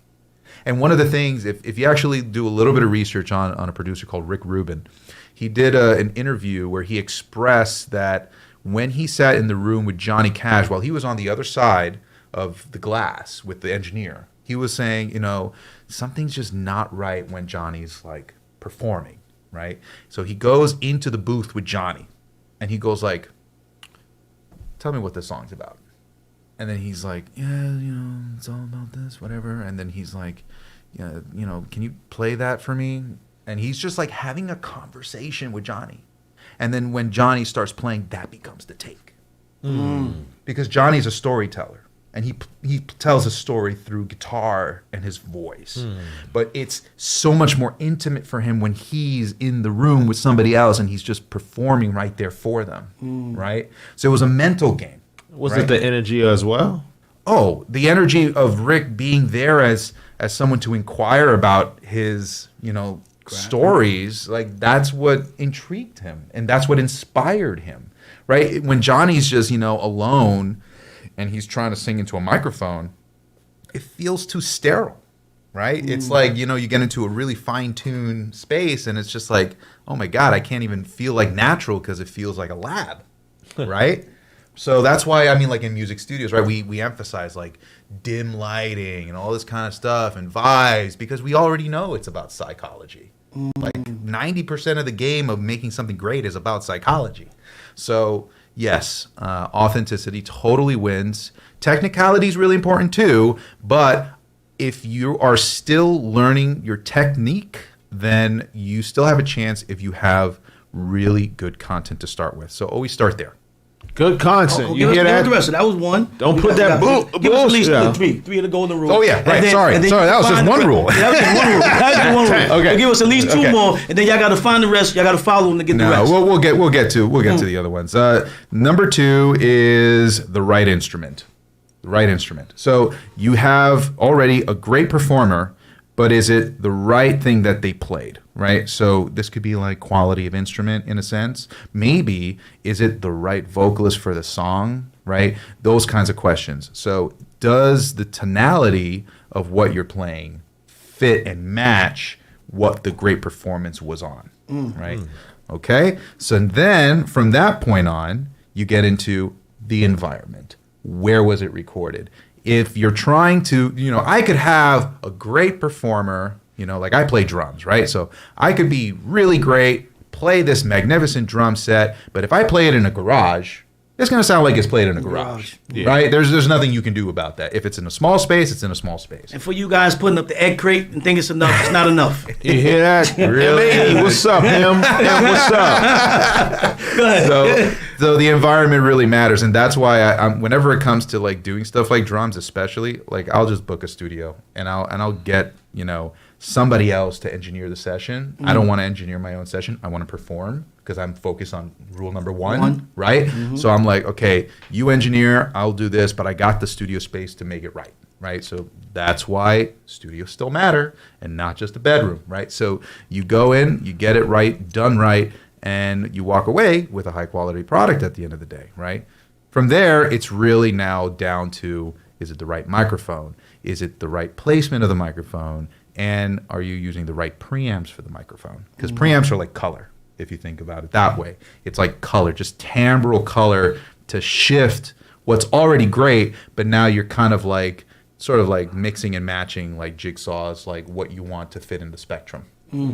Yeah. So don't record in your bathroom, okay, ladies and gentlemen. I'm sorry. That's what he's telling you. Don't record. Instrument in the You know what I'm wrong saying? You place, gotta invest in yourself. That's what it really is. You know? Oh my God. So y'all got those golden rules. And before we move on to this, because I thought this was important too, because like I said, you know, Spotify, when you buy the cheap stuff, sometimes they force you to go into different realms that you may not touch. Well, my man M said, son, they What? got cheap for cheap people, B. Oh, you know what? So, You know what? I'm saying? I'm You know just what? trying to say. We're They gonna talk got about cheap. this later. We're gonna talk about this later. In fashion, What? cheap What? for cheap people, Hey, B. as So long as it lasts through the night when you buy it, you all right. nah, you can't What? think you want a high quality, you got to pay the money. Buy the reality nice of what it or really buy is, twice, man. right? Buy twice, man. Buy twice. You know what I'm saying? Yeah. different cycles of the year. So, you know, for people that are misled about metal, you know what I'm saying, but they're willing to give it a try. What is like 3 groups that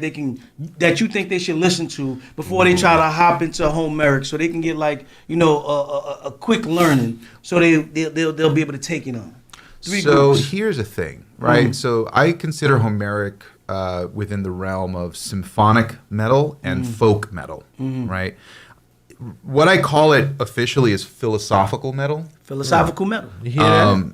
Which is basically just a sub niche of folk. Because if you think about Dante, his story was all about folk. It was for folk people. So it really just, and Homeric in general is for the people. So folk metal, symphonic metal because of the orchestration. If you're into that kind of stuff, there's a great band called Epica. Really, really good place to start when it comes to symphonic metal.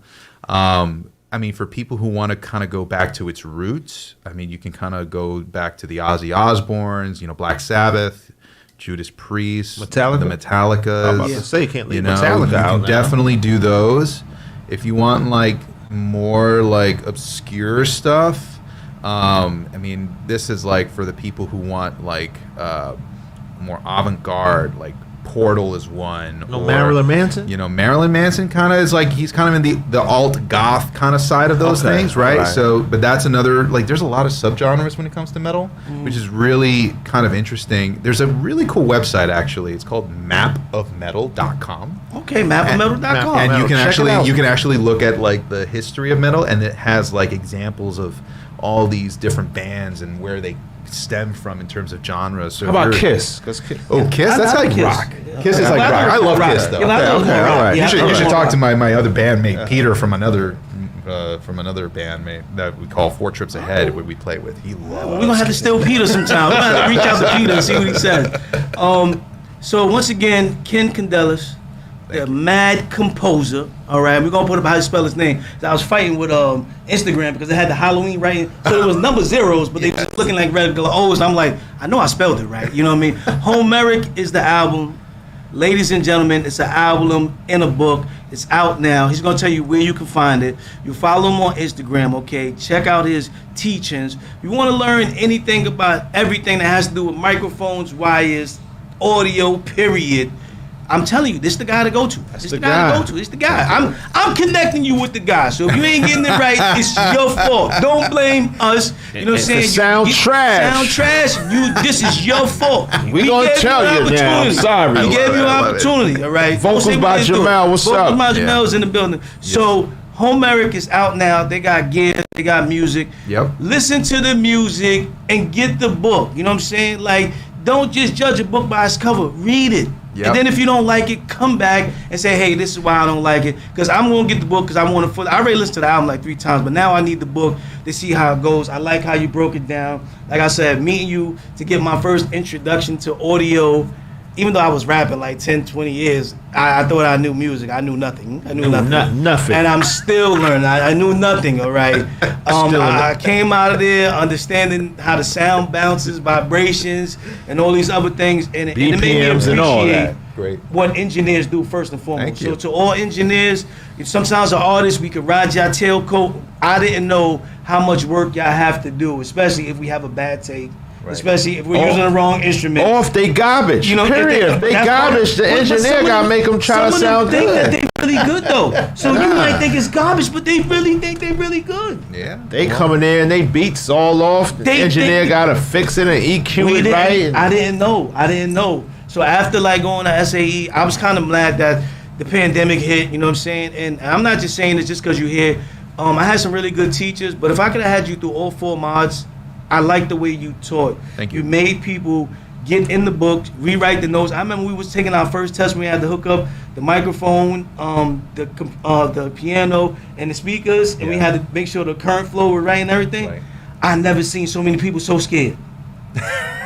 It's- Cause they didn't want to study like me. I was like, love it. I was like, yo, whoever's gonna be on my team, y'all don't know. I might look old because I was so old compared to everybody else. Everybody in the class was like 18, 19. I was The like, new engineers. oh my god. Vocals by Jamel. Yo. The engineers are the match. Yo, and then because I didn't know how many more jobs was in music as well besides being an artist. So I was so excited to learn how to hook up these stuff that I came ready for the test. People was like coming out the classroom. Cause I think I went second. I think we went second or third in my group. So the first 2 groups that came back, they was crying. People were scared to go take the test. I'm like, I'm ready. I studied. I don't know about y'all. I don't know about you. But if you start taking too long, I'm gonna hook it up my damn self. So Ken Candelas, the mad composer, and he's the mad composer, and you can see why, for real. He engineers the music. He created his own sound. 10 years on the project. Homeric is out now. Make sure y'all go and get it. Support it. Take a listen. Take a listen. And so all y'all people that's into anime, tap in. Tap in, yeah. We should talk about the art for a second. That art is. Go ahead. Talk about it. Talk about the art. And then we're going to shift into this topic right after the art. Go This is something I want to highlight. Shout out to David Max Milgate. He's the one who did all of the paintings and illustrations that you see on the cover and throughout. He actually did like 30 works of art for this project alone. His whole intention, and he's done like graphic novels. He's worked on projects like Judge Dredd. Judge Dredd. Yeah, he did. He lives in Leicester in the UK. Okay. So he's all the way across the sea, and his entire thing has always been about like bringing this concept of World War II to life, because he has actually his own series of novels that's based on World War II. We got into this concept because he was like, I love hell, and like really, like H.R. Giger, like the guys who do things like Alien and all that kind of stuff. And he really intrigued he was intrigued by the project that it was also based in World War II. So putting all that together, he spent like months, like years, really, from 2018 to 2023. He was working on these paintings, and he did, I think, 13 paintings, and then the rest were black and white illustrations. Wow. And those illustrations are in the book. In the book, yeah. And so you open the chapters, and every single chapter has a work of art to go with it. Yeah. See what it is, ladies and gentlemen. Perfect your craft. It take time. Don't just rush out there and have hot garbage. Hot garbage. Perfect your craft, man. Yeah. If you want to call in, the phone line's open 347-708-0216, and put your comments in. The composer's here. He'll answer it. He ain't afraid. He talking about heaven and hell. Yeah. Ain't nothing you can't ask. He's gonna be afraid to say where he was going and what he was thinking and why it came to life. But 10 years, congratulations. Thank like you. I said, most people won't spend that type of time on a project. No. And like I said, it should empower a lot of people to not be afraid to get into what you really find is your passion and continue to chase it, all right? Behind the Enemy Lines, a podcast where we talk about relationships from the male's point of view, but we don't exclude the ladies. Mama say. So I know I done messed up the name and all that, you know what I'm saying? So don't get mad at me. But plug in and plug out. That's what we want to talk about. Okay. And y'all can put inside the comments, and I know you newly put the ring on it, you know what I'm saying? Yeah. But for the next 45 minutes to an hour, you're protected by Behind the Enemy Line and Al, all right? We got the Secret Service. Anything you can and will say will not be held against you by your counterpart, all right? Thank you. Speak clearly, speak freely. Who gets over in relationships easier, ladies and gentlemen? Is it the men or the women? From what was said on the last show, the women say, it's us. We could just break up today and move on tomorrow. What y'all think about that, gentlemen? Well, if you ask me, I think it just depends on the person. I think it depends on their own history with relationships. So I think if you had more relationships, you're probably easier to move on from a relationship. If you have less relationships, I think it's harder. You haven't had to go through the burden just yet. So it hits harder. So I think, if you're talking just generally, maybe women, I think women probably have a little bit more of an easier time with socializing and getting out there, being receptive to, and they're also usually the ones who open the door to wanting to do something. Yeah. So I think in the general scheme, maybe women, but in reality, I think it really depends on who you're talking about. Vocals by Jamel said depends on the individual. Yeah. What you say, Chorus? What you think? I'm gonna say females. That's right. I was saying too. I think they got more of a support system than we do. Yeah, I agree with that. You know, it's a lot of shame and guilt. Nobody want to say their girl left them or the girl cheated on them. Like we ain't gonna share that pain and embarrassment. Like that's so, you know, it'll take us a little while longer. Plus, women got more options than men. That's just the reality to what it is. Ain't nobody rushing out to pay our bills. Nope. Like, you know, if they see you crying at the bar, they might just walk by and think you crazy. But a female, they're gonna be more reluctant to ask questions. Are you okay, et cetera, et cetera. So I would say females. So how do y'all feel that a woman was able to come on and say, no, it's y'all men that could just move into another woman's house and everything be hunky dory? Well, go ahead. I think it's going back to Ken's point. The individual, like if she had less experience or she wasn't in that many relationships, so the breakup hurts more. Right. Or whatever that breakup may have been like for her. Right. Because if it's easier, if they experience that the other gender was easier to move on, you know, what was it like for that person on the other side? Did they have many relationships, or, you know, were they hardened in a way that they were able to just do that? I think with people and intentions and, you know, things that are really in, again, this case of like subjectivity, like it's so subjective of who you're talking about. It's hard to really pinpoint why, but I think just general characteristics, and I know like there's a lot of generalities that are out there that harken to this kind of stuff, but when somebody decides to make a move to move on to another relationship, what was the intention of doing that, right? What also broke in the current relationship that led them to also do this, and if it was quick or if it took a long time?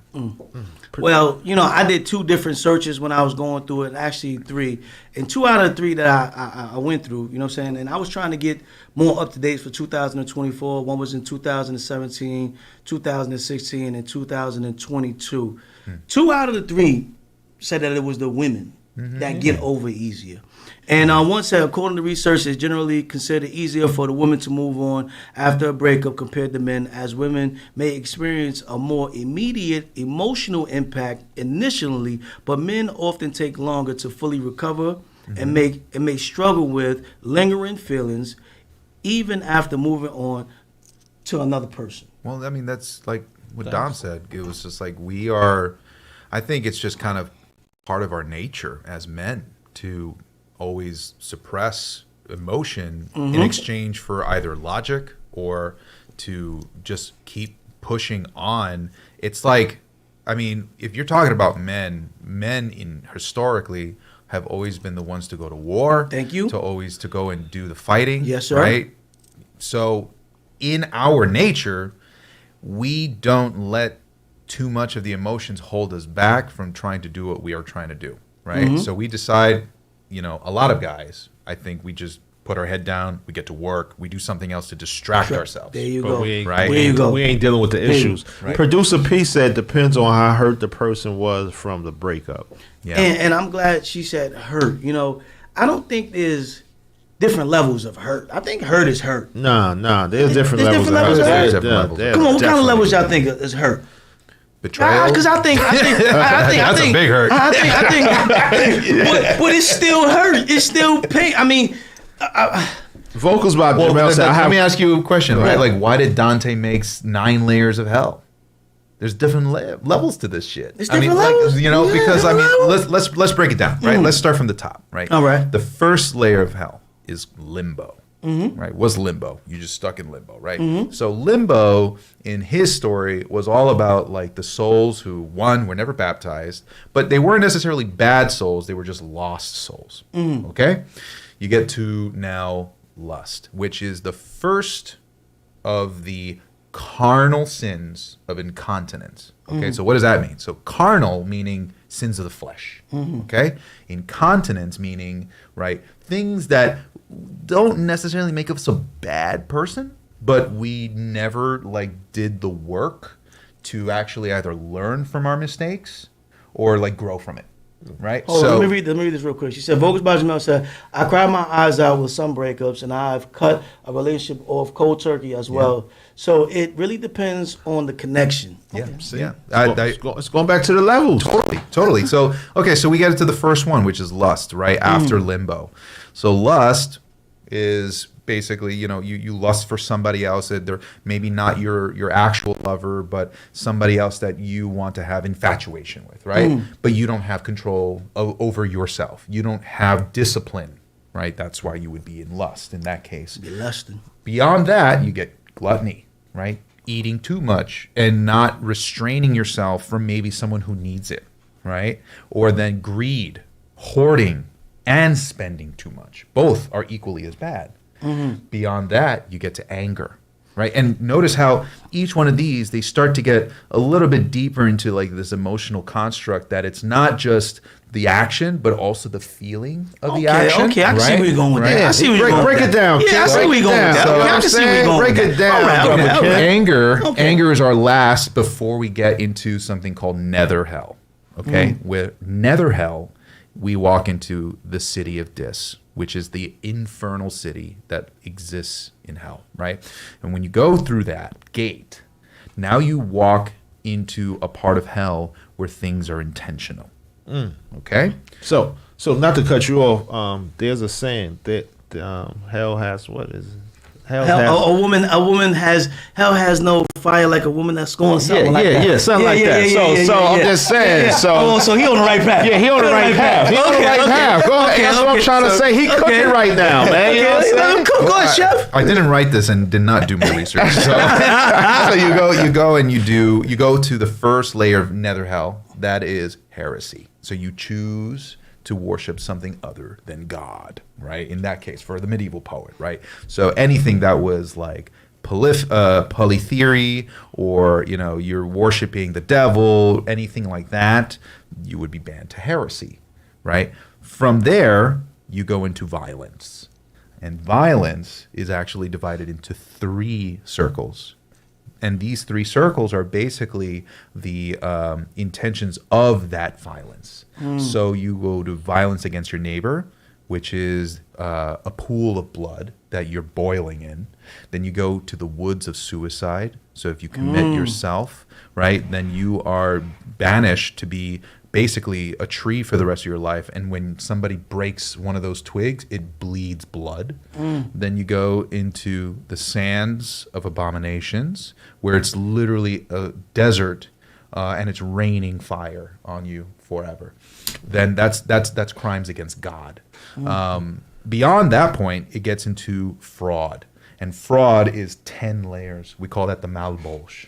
There's a lot of layers. There's a lot of it. Just keep going down. But Just now keep I can going. understand why the man is feeling this way. You know what I'm saying? You done got me angry, violent. Right. All But by this. the time you get to fraud, right, it's not just sins of intent, but sins of malice. Like you intended to dupe somebody. Yeah. To betray somebody. She intended to be at the club with homeboy. That's what it is. That's what fraud is. Fraud. Right? Phonies, the people, the extortionists, all those people who took advantage of others. And then the last circle, which oddly, as things have been getting closer to the depths of the earth, you get hotter and hotter and hotter. But the last circle is frozen in ice. And there is Satan in treachery. And he is literally surrounded in a basin of water and ice, right? Where all the souls are frozen forever. They cannot, experience hurt because they're frozen. Only thing that they experience is consciousness. Well, that's the Walking. I think that's the Walking Dead, because a lot that's my show, man. A lot of people hearts is frozen. And when you think about that concept, man, I was speaking to people the other day. They don't believe in love anymore. Well, we're gonna get to that when we talk about the our wild card topic. You know what I mean? Because it's people not believing in love, or they being programmed not to believe in love. I think they went down all those things Ken just said, and they're down there, not consciously. They're in a meta world, feeling wise. I think it. You ever hear of this concept of as above, so below? Yeah. Okay. As I am, so the world be. right? So the world be, so I am, right? So it's all about perspective. So if you succumb to thinking about these things and you let that take hold of you, that will become what it is, your life. That's what it is. Say that again for the people in the back. Okay. So if you succumb to the feelings and the thoughts that you are always thinking about, that will be your life. Okay, as above, so below. So is the world, so is I. So that you hear that, all you people on social media, and that's them selfies. This is what I'm saying. This is D. Corus. This ain't Ken. I'm just taking his analogy. It's an analogy. I'm just taking that analogy, and I'm just making my own analogy. Like, yeah. Well, I mean, and this is not like any of that like law of attraction type stuff. This is not that. Nah, it's a little deeper than that. This is very simply that your perspective of the world shapes how you view it. That's really all it is. So if you choose to smile today, it's gonna be a happy day. But you even hear about that in a lot of meditations and certain teachers and teachers like you don't. It's supposed to be, the mind following the body, or is the body following the mind? Which one do you want? Yeah, well, you want your body to follow your mind. That's what you want. Some people don't have control. But that's what you got to work on. So even when you think about when it comes to these relationships, we've been taught to hide a lot of things. We've been taught to act like it doesn't matter. We've been taught to seem like we're not hurting, we're not going through something, that we just left and we're fine. Well, I think that's going back to some of the things he said, the deceit, the fraud, all those things to mask the emotions.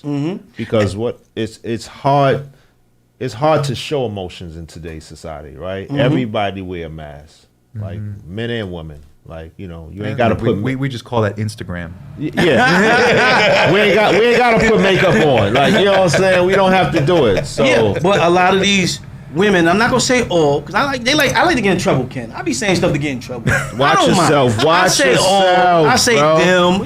Watch yourself. What? I'm behind enemy lines. This is why we here. I say stuff because they believe, because they watching the Instagrams and everything else, that what they see that other men. Okay, 1 minute he broke up with, say, KK, Kim Kardashian. The next minute he's with another fly chick. They think that we all move like that. And I think that's why the person said that when they called in. Because when guys like us, say that there's men that are not moving like that, that really had a connection.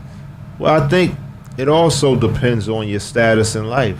Like if you're in a certain situation economically or influential, you might can move like that.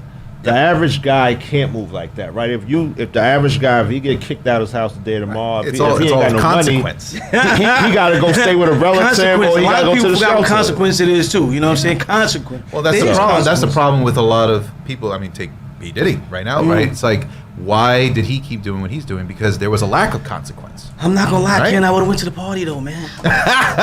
Well, I mean, like, so what Dom is saying is kind of like, well, normal guys don't move like that. Is it innate in our nature to want to do that? Right? That's a different question. But I think is that. But normal guys, y'all got to tap in, get in on the chat and let us know. Yeah, I think call in, guys. I think normal guys do move like that. I think you have some that are capable of saying, you know what, because sometimes the guys get hurt so much that they start building up these walls. We know that they're there, right? So you have certain guys that say after a while, I'm not gonna really commit. I'm already looking for an escape plan in this relationship after the first 6 months, because now they don't program themselves to do that. Then you got the other guy that's a little more mature, that's looking for something long term, that wants to have something that's really committed.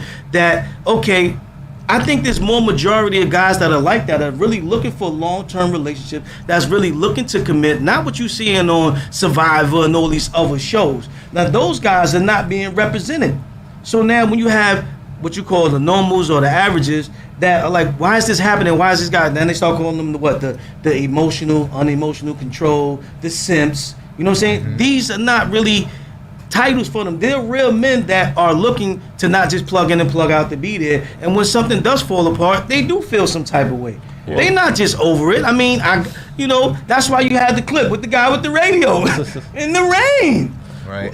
Well, I think that caller is, she's dealing with unresolved trauma from her relationship. That's basically what it really is. Yeah. Like, a lot of people have unresolved issues and they carry it on to the next relationship. They just bring their luggage with them. Yeah. So it's like, do you have the time to really be a therapist and a boyfriend or a man? Like, that's what you gotta see if you want to deal with. It's the same way with staff. My supervisor told me, hey, Dominic, you got to watch out for staff that you got to be a daddy, uncle, therapist. Like, you need somebody to work. If you got to go through all that, it might not be worth the situation, right? Because in the long run, it's going to be problems. And then you're going to partake in some problems, right? It could be financially, it could be legal issues. There could be a variety of issues that you face taking on some people that have unresolved issues in relationships. Totally. So that's just, you know. I mean, yeah, absolutely. I mean, when you're talking about like people who have unresolved issues, I mean, one of the things for me when I was like, and this actually probably was in some ways good, but in other ways it was bad. You know, when my first relationship, my first real relationship, honestly, I didn't kiss a girl until I was like 19. Oh, man. Yeah. Oh. Because here I am on a freaking computer, always making video games. Right. And all this shit, Okay. writing 60-page manuscript. Yeah, right? yeah. Okay. So I'm like, hey, I'm not hanging with the chicks. I ain't really in the game. I ain't in the game. So try over there for a kid. Yeah. Well, here's the thing. Here's a fun fact about me, right? After that relationship ended, which was maybe only about a year, it was a 7-year-long dry spell after that for me. Wow. 7 years. Because all I did was recluse, and I just focused on something to distract me. And that was work. And that became my education, my career, and I built so much for myself because of that. And it actually took to connecting with actually who is now my wife. We started seeing each other 2016, somewhere like that, as friends, and then 2018 we became in a relationship. See, and that's what I wanted the people to get from real men, and that's why I wanted a whole panel up here today of not just me and you, Ken, but D-Chorus and another person that was supposed to be here, so they can see it from different sides, different ages, and different groups. That it does matter to us. We don't just want to plug in and plug out. You know what I'm saying? No. We want to stay connected. I want to touch on something, though. Go ahead. This is the second. I was on another podcast, What's Up Around the Way Girls, where they was interviewing with somebody. This is the second guy in the second week that say they were celibate. So when y'all say guys don't be celibate, there's guys that be celibate. Don't think y'all ladies is the only one that has discipline, because I hate when they make it seem like the guys are sexual deviants. Right. Like, you know, so. Right. Like we only lead with one head. No, we got two. We got one with a brain that thinks, and we have feelings and emotions. You know what I'm saying? We're trying to learn how to create our own music and connect with you. But he That's what we're trying to do. found this best person being clear-headed. Now, if he was out there running and gunning, he probably wouldn't have met his wife. Yeah. No. Yeah. No. Yeah. Because Absolutely. he would have been toxic, like a lot of people. That's the thing. Well, I feel in my journey that going through the path that I did, although it was painful for me, trust me. Like there were a lot of nights where I was like, I should be doing something about this, but I'm not. You know. But what did that do? Hold that thought. A Focus Master said men need to reset too. Yeah, Like, you saying. That's exactly right, because that was a point for me to reset. And what it led to me before I got to really, you know, getting jiggy with my wife, it was like me finding who I really was. Right, that was my journey. So I really needed to flush out a lot of things about myself, and I'm not perfect. I got things that are still a problem, but that's part of working through things and growth. Right, if it's uncomfortable, that's a good sign that maybe you're in a position where you need to grow. Right, which, you know, happens to us most of the time when we least expect it, or when we least need it, that we think. But we think. But We it think. is probably there for a reason. So Yeah, so I just wanted to, you know, bring some other men here to talk about it, to, you know, give a little pushback. And the goal is, like I said, you know, y'all, a lot of women are not in our crowds. You know what I mean? Even the studs that are in our crowds, when they have the community, I don't want no trouble. I don't know which one is which all the time. I just said stud because that's usually the one that hailed the guys. I might have that wrong. Yeah. If I'm wrong, please correct me. But we still like the sexy studs, though. yeah, we still. Just saying, we still like y'all. Anyway, But what else is that they don't fully have all the information because you're still not chemically a guy. You're still not chemically a man. Even though y'all taking the shots and the hormones and all the other stuff, we just happen to be born this way. You know what I mean? And it is a way that we think, and more of us move on the same accord, and we talk about things. Maybe not to y'all because we don't want to be on the couch, on the red table and all that. But we're here to tell you that there is another side to being a man that's more than just sports. Even though you see this paraphernalia up here, the show is not just about sports. That's more than just following what we hear in the latest musical trend. You know what I'm saying? I don't just want to know your butthole brown and all that other good stuff. We have real good qualities that are being passed down to our younger generations because we want to see relationships come together and stay longer. And listen to what Ken said. That's usually what happens to most of us. When we go through that first breakup, we recoil. You know what I'm saying? We put up walls. You know what I mean? And then that's when we start looking to some of the negative behaviors that other guys are doing when they say F that trick and you got to do this to that and X, Y, Z. That's where you get a lot of that. But most of us, that's in that, I say 65% range, are wholesome guys that want to stay connected. 50. I'm glad you said 65 out with the hand claps. What? I'm saying 50-50. I don't think it's 50-50. I think there's more guys that really want to be men and want to connect, want to be in households, want to be provide, want to be good fathers. Then I think it's like that other percentage is out there. All right. I think there is. I don't think it's 50-50 now. I think it's a majority of men who have issues with relationships. I think in those contexts of where I think it's also generational too. It's a difference with generations because if you talk about an older generation, their experience of the dating scene was way different than what it's now. There was no Tinder, there was no Instagram, there was none of that. No back page stuff. None of that. Right. None of that. No Craigslist. No nothing. Listen, remember you had to sneak around to like the creepy section in the movies, like not the like we used to rip the DVDs and stuff. Yeah, they had the closed over. You had to try to sneak around. Yeah, I really. Oh my God. Maybe it was a little bit more even back then, but I think that's because men had a different scene going on where they were really kind of limited to what was in town.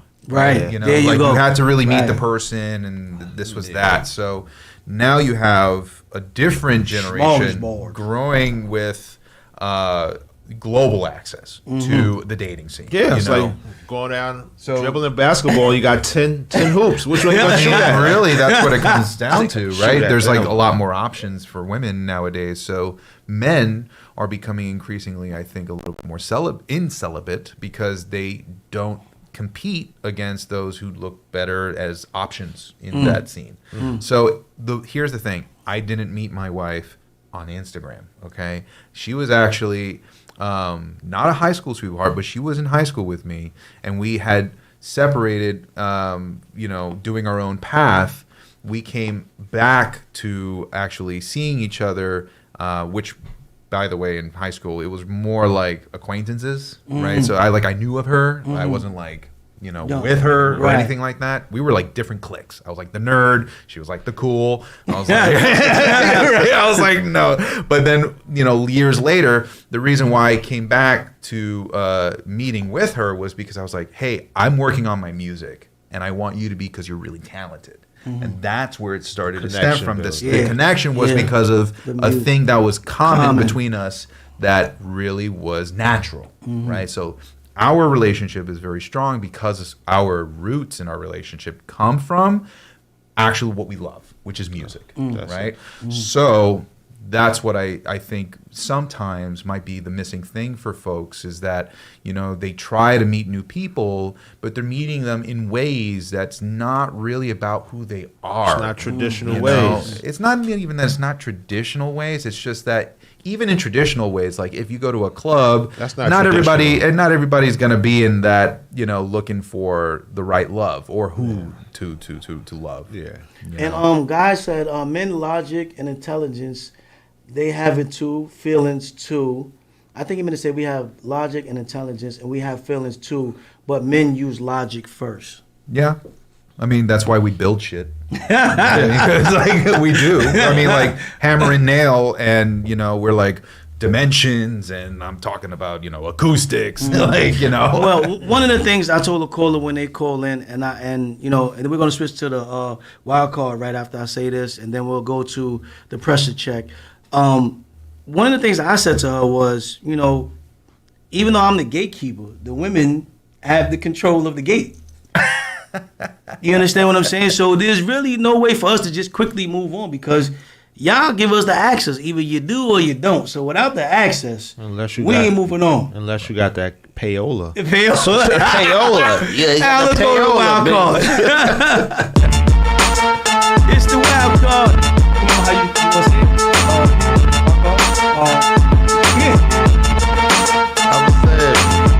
Hey, it's the wild card. It's the wild card. Are you on Hey. Uncle God, I didn't mean not to read it right. I'll read it again in a minute. Well, welcome, y'all. This is the wild card segment. You know what I'm saying? And on the wild card, y'all get to throw in the topic, and then we're going to call our pressure check right after this, or we get to have a topic. D-Chorus, we had a topic, and I'm going to read that over because Uncle God said I read that wrong. But what's your wild card, D-Chorus? It's your Tank or E. Can you find love again at an older age or not just burnt out? Or are you burnt out? Now, Ken just said something that kind of led into that. And I don't know if I really can connect it like that because y'all kind of knew each other in high school. It didn't happen. And then bang, at an older age, y'all wound up coming together. Well, I mean, it doesn't matter, I think, when you meet somebody, whether or not I feel, though, as if you're on the same path. So if your paths are aligned in many ways, it can work out. So the question really becomes is like, how do you find that person, right? And I think in most cases, it's through social circles that promote the thing that you're passionate about. Right. So if you're passionate about something, and you should focus on that, you will eventually usually be introduced to someone that's in that passion that you can relate to. Now, the other flip side to that is sometimes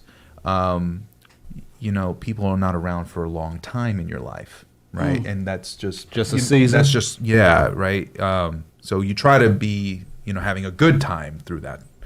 The people who are there longer happen to be more morally aligned with who you are, have similar expectations in life like you do, want to achieve similar things that you want to achieve. So I think it's really, really difficult to just find someone. I think you should probably lean a little bit more on your intuition on people and try to not think too logically or too emotionally in those cases, because one or the other, it's really a balance.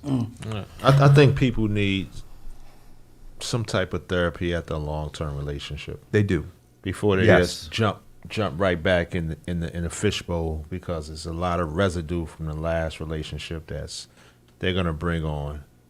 Absolutely, it could be like a coffee cup in there, and there's an argument because it's a flashback of her old person or his old person. Like, it's just a lot of hurt and resentment. Because if you're with somebody a long time, reality, you still got a connection to that person. Like, that never goes away. Yeah, I want to say the connection never goes away. Yeah, but that be the problem, because they're still connected. They supposed to disconnect to actually. Yeah, but we're not computers. Yeah, I'm about to say we're not. Yeah, you can't just delete that file. Yeah. I mean, I don't want you, because you might have old timers or something. I don't want that. I want to remember it all, please. It becomes part of your character. Well, I done met some females just say, "Hey, I don't remember him." I don't believe that. I don't. Well, believe I'm that. just saying, like, that's what they said to me. That's part of the wall of lies. If you're gonna start out lying like that, then I don't want to even try to fall in love with you, because you're not being. Well, that's authentic. what they call playing games. Yeah, that's what I'm saying. That's what I'm saying. You're not being Sometimes the authentic. person that they dealt with, and that person didn't pan out to who they wanted to be, or they moved on, and that person is now beneath their status, and it's the shame there. Yeah, but even though, see, and that's what the man in the mirror. When you think about songs like that, even though you lying to me about the shame, when you go home and look in the mirror, the shame is still there. and then you're worrying about someone else prejudging you. Everything is not going to be a home run. Sometimes you're going to have to bunt. Sometimes you're going to get hit by a pitch. You understand what I'm saying? Sometimes you're going to get a straight up ball. Sometimes you're going to strike out. And the striking out is okay. It's a part of you.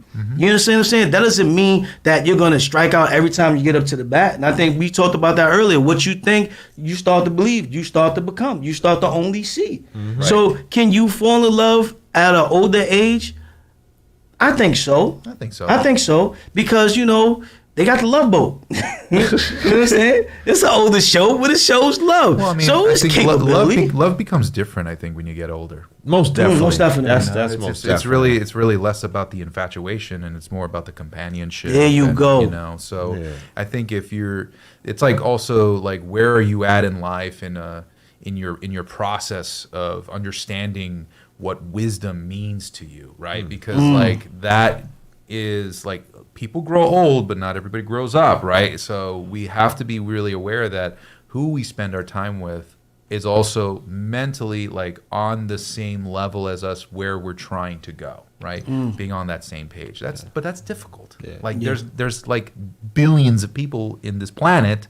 Your likelihood of finding someone that's your one out of billions, right? I mean, it's a small number. Because that's overrated too. People like, you gotta find a perfect match. I'm like, right. Well, I mean, like, but let's take that number for a second, right? You're talking about just billions of people, but realistically, right, you're really only talking about the things that are really closest to you, right? Right. We'll say like, okay, well, if I live in New York, my chance of finding this person who I want to be with is really out of how many people are in New York? What, 10 million?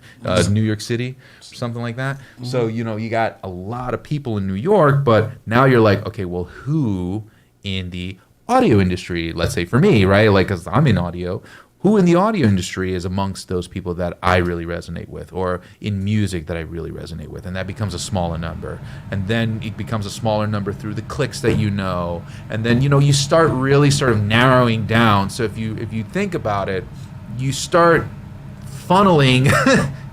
It sounds like a marketing scheme, but it's like, you know, like you start funneling down, and you start, you know, the best fit, trying to find your niche. And that's why I say it's like it really matters like what your passion is if you're going to try to find your quote unquote soulmate, because that is part of who you are. So your soulmate is supposed to be the extension of you, right? So where do you find that? Look through your passion. That's a good thing. And producer P said, I don't think they forgot who the person was, but it's a part of their past that they don't want to see or remember anymore. And I can respect that, you know. But when you look in the mirror and you deal with it and accept what role it played, I think it helps you mature. And I think what you said, if I could put that in the lesson for the youth, I would take that right there. Find someone that has the same passion that you have. It's a good start. That's a great start. And I think that's where a lot of relationships mess up, because you might be into race cars, you know what I'm saying, say remote control cars, and this other person is into traveling the world, you know what I'm saying, and you wouldn't think that small thing would keep y'all from connecting like you should connect, but it will. You'll be surprised. Two people that look good together, you know what I'm saying, might have awesome bedroom action, but because he has to be here doing race cars and I'm all the way across the world, that it'll never mature to that next level in a relationship. So that is a real good key. At this time, ladies and gentlemen, we're going to do our pressure check. So, Al, you can call it up while we continue to talk about this, to get somebody else's opinion, because maybe, you know, we wrong about this. You know what I'm saying? Because maybe. Because you said because they be on E, that's why they can't find love at an old age. A lot of people tank is on E. They worn out. Relationships, bad decisions, the wrong person. Yeah. Well, you know, there's a good word about this kind of stuff, which is called hubris. Hubris. Tell us the people what that is. Hubris. It means that you know everything to the point where you're like a god. Oh, man. Right? So if we're not Eros, the Greek god, maybe we should rethink about that. God said finding love for someone over 50 is looking love through companionship instead of through sexuality. Your partner, honestly, is more important. Hello. Caller. Hello. Oh, caller, you're live on Behind the Enemy Lines. I am the gatekeeper, of course, you know. We got the mad composer in the middle and D-Chorus on the end. Hello. We having a little debate, you know what I'm saying? So we got a young lady on the line, and we want to ask you a question. Is that all right with you? Yes, it is. All right, well, I'm going to ask you this question first since D-Chorus started here with the wild card. Are you able to find love as you get older in life? Or you just don't eat? Is the tank too empty to find love? It's never too... She had to choke on that one. It's never. No, it's never too late to find love. You hear that? Never too late, D-Chorus. Okay. Never too late. But like the gentleman said, Ken in the middle, when you get older, you get wiser, you get mature, and you know what you want. And that man should know what he wants. So it's never too late. Okay. Also going on back to the topic about women and men who gets hurt, who go on, I believe women, we do suffer, but like Ken said, if you only have one person in your life, yeah, it's going to make you devastated. But if you did have multiple people in your life, you understand that it hurt. No matter what, hurt is hurt. But you got to move on. And as you get older, I don't never forget about none of them hurts. I look back on all the hurts. I look back on the good things. I look on the mediocre things or whatever. I didn't grow up with cell phones, Instagram. Right now, I can look up all of y'all and see what y'all been doing in your life. But we didn't have that when I was coming up. Don't look me up. You don't want to see what I'm doing. I'm just saying, but I don't do it because I'm not a person that go on the phone. I'm not going to lie. But I'm saying we had pay phones. When my dad used to give me dimes to keep in my shoes, so the brother took me out and he had shoes. Taking it back. Call me and I'll come and get you. Okay. At least I had it when it was a quarter. It was a sad day when all the pay phones. Sorry. But we appreciate that. Collect, okay? Call collect. I really used to be able to do that too. Only thing I'm sorry, go ahead, Ken. Oh, no, I actually go. Go ahead. I was gonna say, do you think the reason why that when we get older is it because of duty that we find love through that? Wow, good question. Yes and no, because like Ken said, you gotta have somebody that's on the same level with you. And I'm gonna use an example, and I'm not being funny. I had a brother in my life. He was a Muslim. He didn't eat pork. I've been swining all my life. I was not about to throw my pork chop away with the bone and sent to cut. So guess what? It was not going to work. Was he a good guy? You have to know. She don't get it. You got to know if this person is on that level, like Ken said. Even though he was his little nerd. And Ken, I'm with you. I've been celibate for a long time. No offense, I tell his coochie when to jump. So it don't bother me. Okay? But it's all right to be celibate because you y'all looking all crazy, but I'm saying it's all right. You know, meditation and knowing who you are and knowing who your body is and what you want in this life.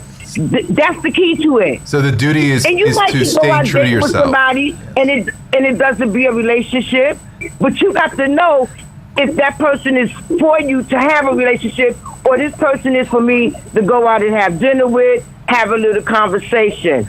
But like I said, love will never end. It's too many people in this world for love to end. Well, I just want to ask you one question.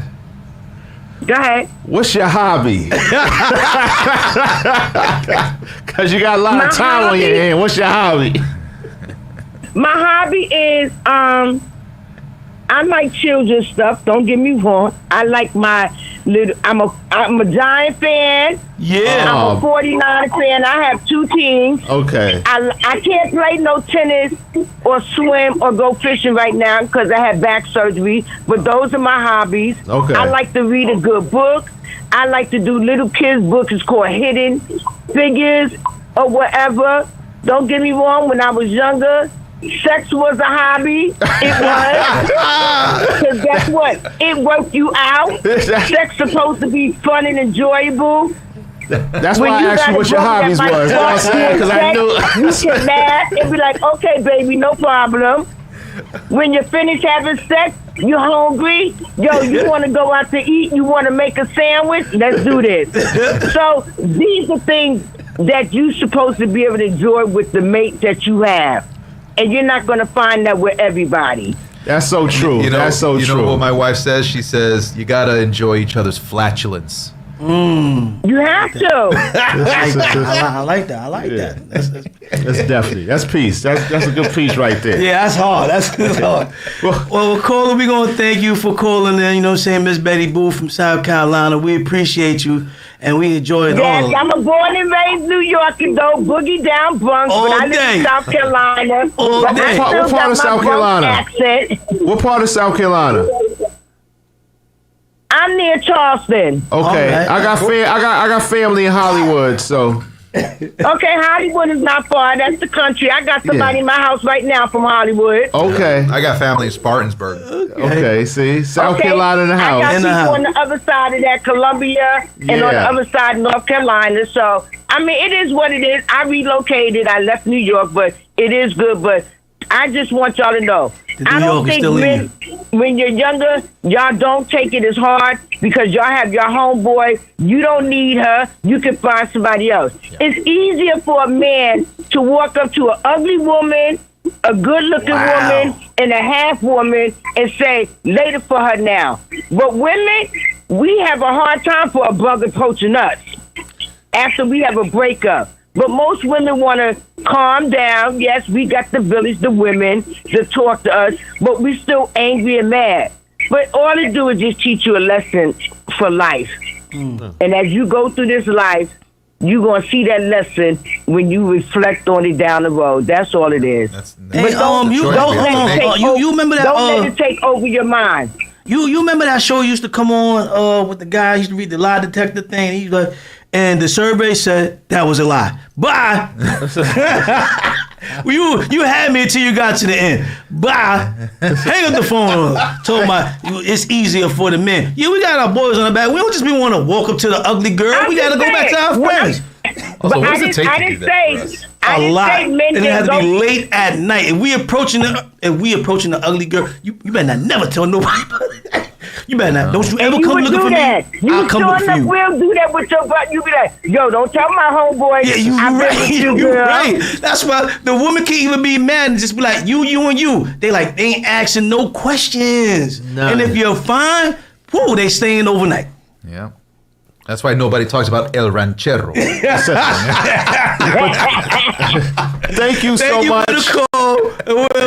You take care. We appreciate Have a good you. night. All right, good night. She said, what? I tell that coochie when to jump. Go ahead now. Go ahead now. Go ahead. Good night, y'all. And Good night. We gonna go to the Chunky's Cut before we get on out of here. Like I said, Chunky's Cut is our independent artist segment where we want to turn strangers into friends. You know what I'm saying? And you can always send us in a track, BHLFamily52 at yahoo.com, or you can reach me in the DMs, Gatekeeper718, to be on this segment. We don't just take hip hop, we don't take just rap, we take all types of music, spoken word, whatever you do, as long as you can put it on an MP3 format. And it's playable, you know what I'm saying? It's up to the people to vote to keep a kill. So go to crowd.live right now, ladies and gentlemen, and come back so we can say goodbye properly to Ken. You know what I'm saying? Appreciate him for everything he got going on with Homeric and all the engineering things he got going on. So crowd.live right now. The code is H as in Harry, G as in gun, Y as yes, Y. T as in 2, and P as in play. You know, that's the code. And the song is coming up right now. Like I said, it's crazy that your album dropped on Halloween, Ken. Or my novel. My actually. novel dropped on Halloween. My daughter was born on Halloween. This artist that I reached out to send this track in, this was gave it to not Halloween. Yeah, it dropped on Halloween, and it's a Amazing. Halloween type song. And I did not script this. That's why I said you're gonna get to critique it. And it's kind of right up your alley. So here we Okay, go, ladies let's and gentlemen. do it. The song Let's is called go. Evil. It has Opinion, Beyond Riddles, and Novel The Goat. Oh. Look at me. It's evil. Look at me, you sick fuck. Look at me. Inside of my head. You think it's a joke, right? Evil. You think it's a joke? You don't know what's going on in my fucking head. Inside of my You don't know what's happening in my fucking head, you sick fuck. Yeah, it's evil. It's evil. Inside of my head. Swear it's evil. Inside of my head. I'm the greatest to ever lift the pain. I'm the greatest. So I'm pumping on my chest. I got demons inside of my head. I got demons inside of my head. But I'm faded. Yeah, I'm faded. But I'm faded. Yeah, I'm faded. Came out from nothing, few pieces of puzzles to put them together to solve all my troubles. A lyrical chemist, you wanted to witness, no gimmick. I'm giving you all this authentic. Had nothing but talent, my hunger was one of a kind. Developed and brought to attention. Beyond the illest, to rip up a track, it beyond to kill it. Respond to critics, he never do that cause he bombed their lyrics. The Bronx up in this, came up from nothing, that boss is in it. How you gonna be mad when I came from the bottom like you, my nigga? You's a crab in the bucket, never loving, acting like you did too, my nigga. Evil inside of my head, swear it's evil inside of my head. I'm the greatest to ever lift the pain. I'm the greatest, so I'm pumping on my chest. I got demons inside of my head. I got demons inside of my head, but I'm faded. Yeah, I'm faded, but I'm faded. Yeah, I'm faded. I look backwards, little bitch, I am wild. Leave your face paralyzed with a smile. The full feces, I'm moving my bowels. In other words, shitting on your style. Spitting on you bitches, no exorcism. Leave your stomach and knots when you eat the biscuit. Aerobic exercise, will it clip, Ozempic, Cobra, BBL, Drizzy, the belly mission. Mommy wetty, I'm skinny dipping. Water sport like I'm jellyfishing. Nose bump, face numb, don't run. Fuck cocaine addicted. Dead, dumb, red, wrong, neck hung. I don't hang with niggas. My goat monkey's bananas with it. Leave your nana wiggin', that's an aneurysm. It's evil inside of my head. Swear it's evil inside of my head. I'm the greatest to ever lift the pain. I'm the greatest, so I'm pumping on my chest. I got demons inside of my head. I got demons inside of my head, but I'm faded.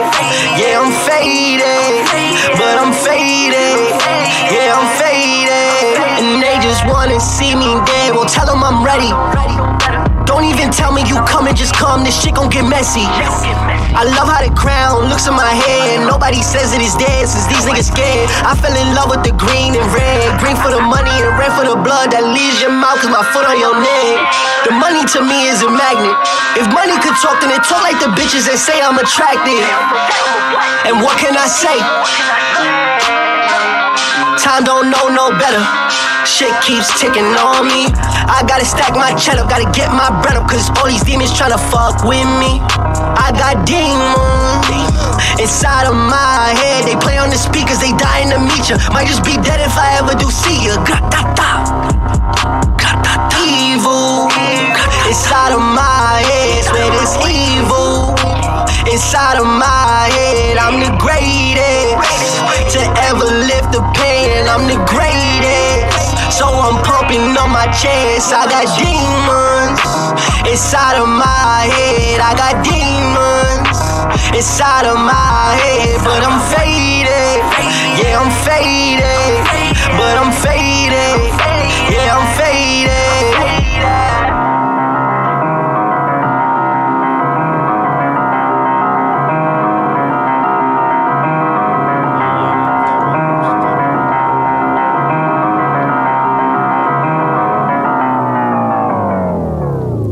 Well, we're back, ladies and gentlemen. Okay. We're back. Good here. And like I said, ladies and gentlemen, you get to vote right now on crowd.live to keep or kill. Listen, Chucky's here to catch a body, man. So don't be afraid to vote either way you want to go. It's all right. You know what I'm saying? So vote honestly. And remember to vote, you know what I'm saying? Presidential election coming up. Go ahead and vote.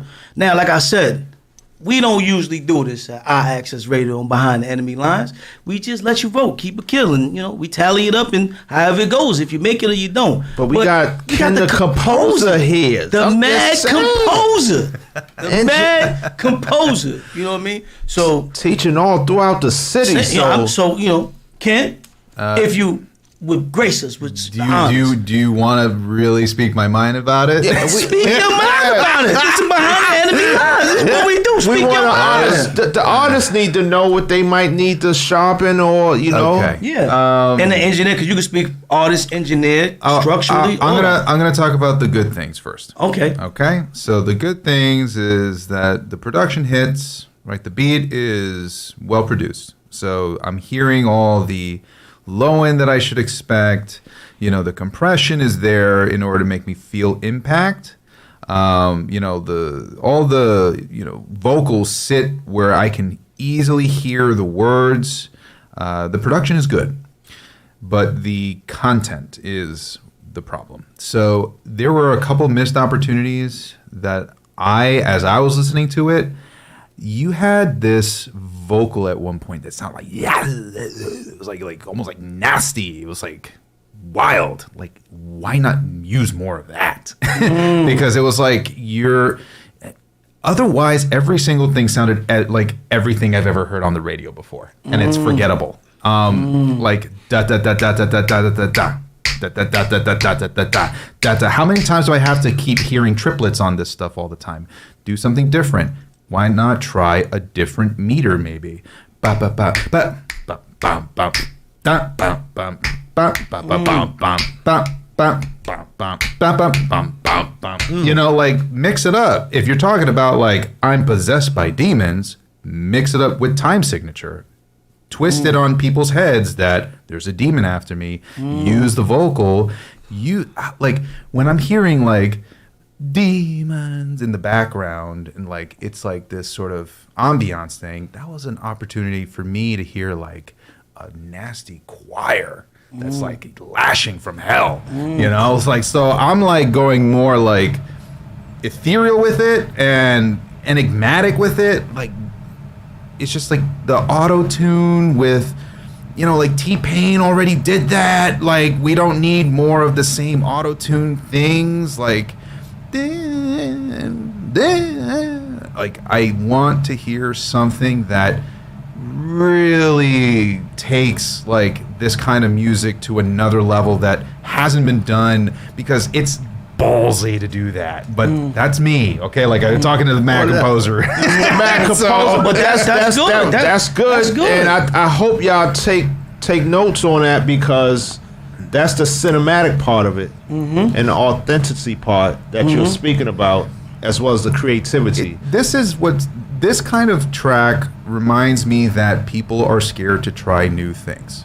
And if you're going to talk about something that's about demons and being faded about that kind of stuff, like, lean into that hard to a point where maybe it's even scary. Okay? Like, you gotta be pushing the boundaries of this. Otherwise, it's never gonna be anything special. And I'm sorry, but that's my true opinion about it. Vocals by Jamel say you gotta be a Picasso on the track. I believe that. But you know what? To be honest with you, that wasn't bad criticism still. Because it says that we were there, we had something special, and we didn't push it across the goal line. Right. You know, push yourself across the goal line. There's a lot of potential. So I couldn't even take that as negative. Like, me, if I hear that as an artist, I'm going to go back and say, yo, you know what? Is that true? And if you're an artist and you can't take criticism from the people that are in the industry that you want to be in, you want to get their attention from, then you at the wrong job. You know what I mean? You got to ask yourself the question too. It's like, could AI make that track just as good as you did? Ooh. Because like, if you hear AI, I mean, it sounds just like that. And that's what you compete with. But not only that, to add on to what you're saying, when you finish the track, you bring it to Ken anyway. Trying to say, so take the notes. Take the notes. Word, take the notes. Yeah. Wrong. This is who's mixing the mastering. That is the truth. There's nothing wrong with that. Like, we gotta stop being so sensitive with the criticism that we receive. Yeah. Like, because like when I teach, I work with kids, and I tell kids my job is to make you be uncomfortable as possible. Right? Because if not, then you're not gonna change. I asked him, would you sit next to somebody on a bus that's smelling like foul manure? No, right? It makes you uncomfortable, right? So that's how it is. You got to be in your artist form. You got to go outside your comfort zone, and this is what Ken is talking about. All those meticulous, the choir, those are all things you got to tap into. Get out your comfort zone, create art, and let's go. Make it happen. A good way of doing that is just try, and here's 2 ways you can do it. Either write in a different language. Try that. Writing in a different language, because what you'll pay attention to is the intonation of words, right? And how they're said, how it creates meaning. The second thing, right, is try a different genre of music, right? It could be from a different culture.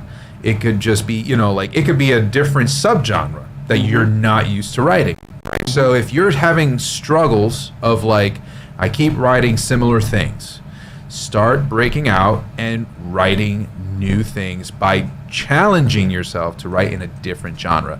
That's one of the things, honestly, by doing that on my first album, where I was talking about Egypt and, Eastern Asia, Celtic, like Irish music, flamenco, all these different styles of music that I was trying, that opened the door to finding a sound that I created from a mash of all this influence, right? So you need to but it's hard work. You need to go through that phase to really find that you can create something different out of all the spices in your cabinet, you know? So, but you got to know what spices are out there, right? Know. Look for new spices. So guys, you got lucky because you got, critiquing from a true pro professional. And like I said, don't just take my word for it. You can find them, on this podcast, which is? Metal Mastermind. Yes. You get some notes up there. And if you really want to go into the class, tell them again where you teach at. I teach at SAE Institute, Queensboro Community College, LaGuardia Community College, and the City College in New York. So if you want to test that he's not really doesn't know what he's talking about, and you more skilled and you should not listen, you got more than enough opportunities to do that. All right, but other than that, Ken, we want to thank you for coming out. Vocals by Jamel said cadence and movement is a beautiful thing. She also gave you hearts. She says she loves to hear the critique.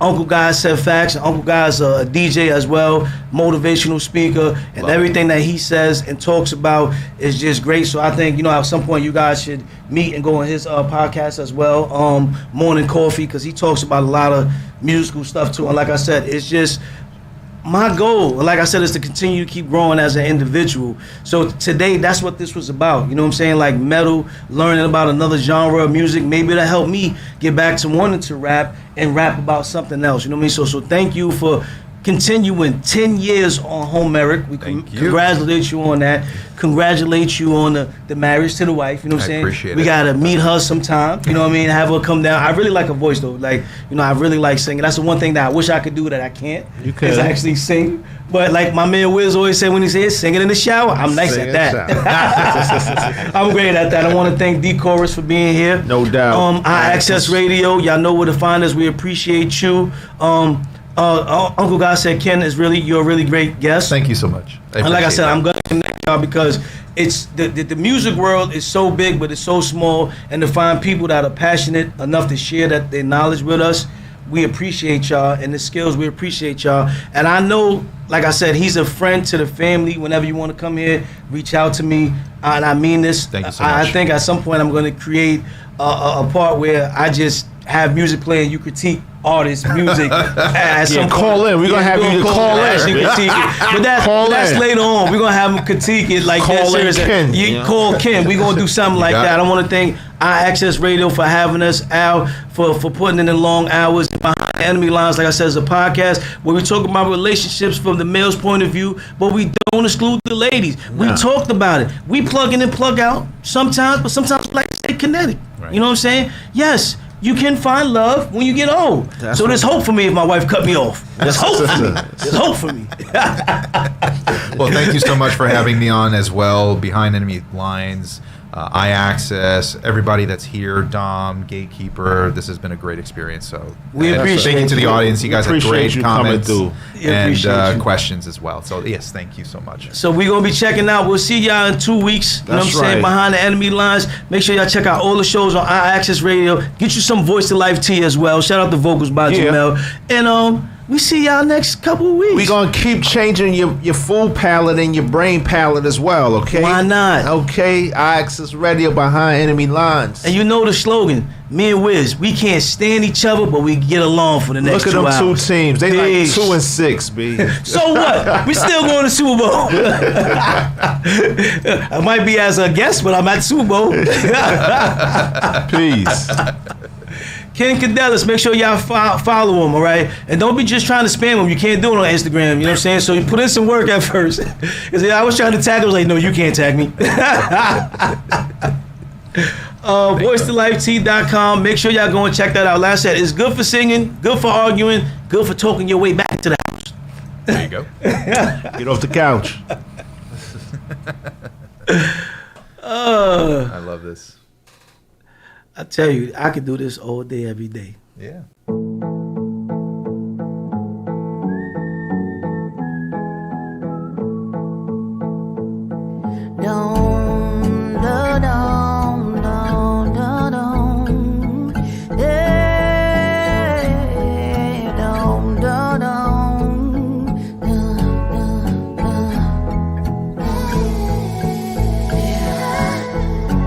The blues, the gray, the stress, my gaze, my heart, the strange pains that I guess, my hair crazy nest, lipstick scribbled on my legs, eyes bloodshot, not in pain, feeling my emptiness. SOS, hello. One last swing, turn it up, bottom of the bottle, sanity leaving me, collapsing on the front porch, sailing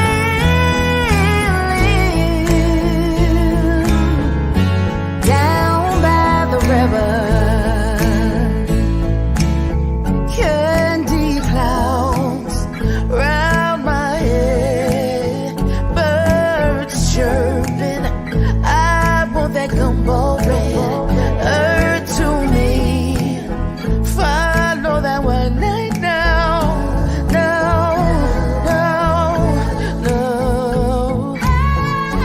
My head dropping, my brain in check, my vision hazy, body aching, my hands against my chest, they pushing me, I'm down, I'm pleading.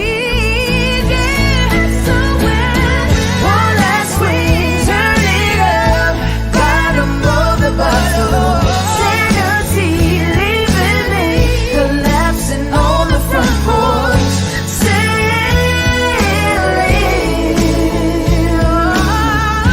down by the river.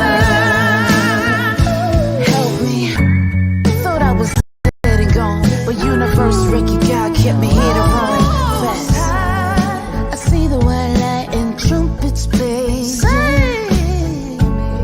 but I wasn't meant to flatline. I rise again. 'Cause I got gifts and purpose. Bring me back to life, breathe me back to life. Every time I think about it, I cry. One last sweet, sweet.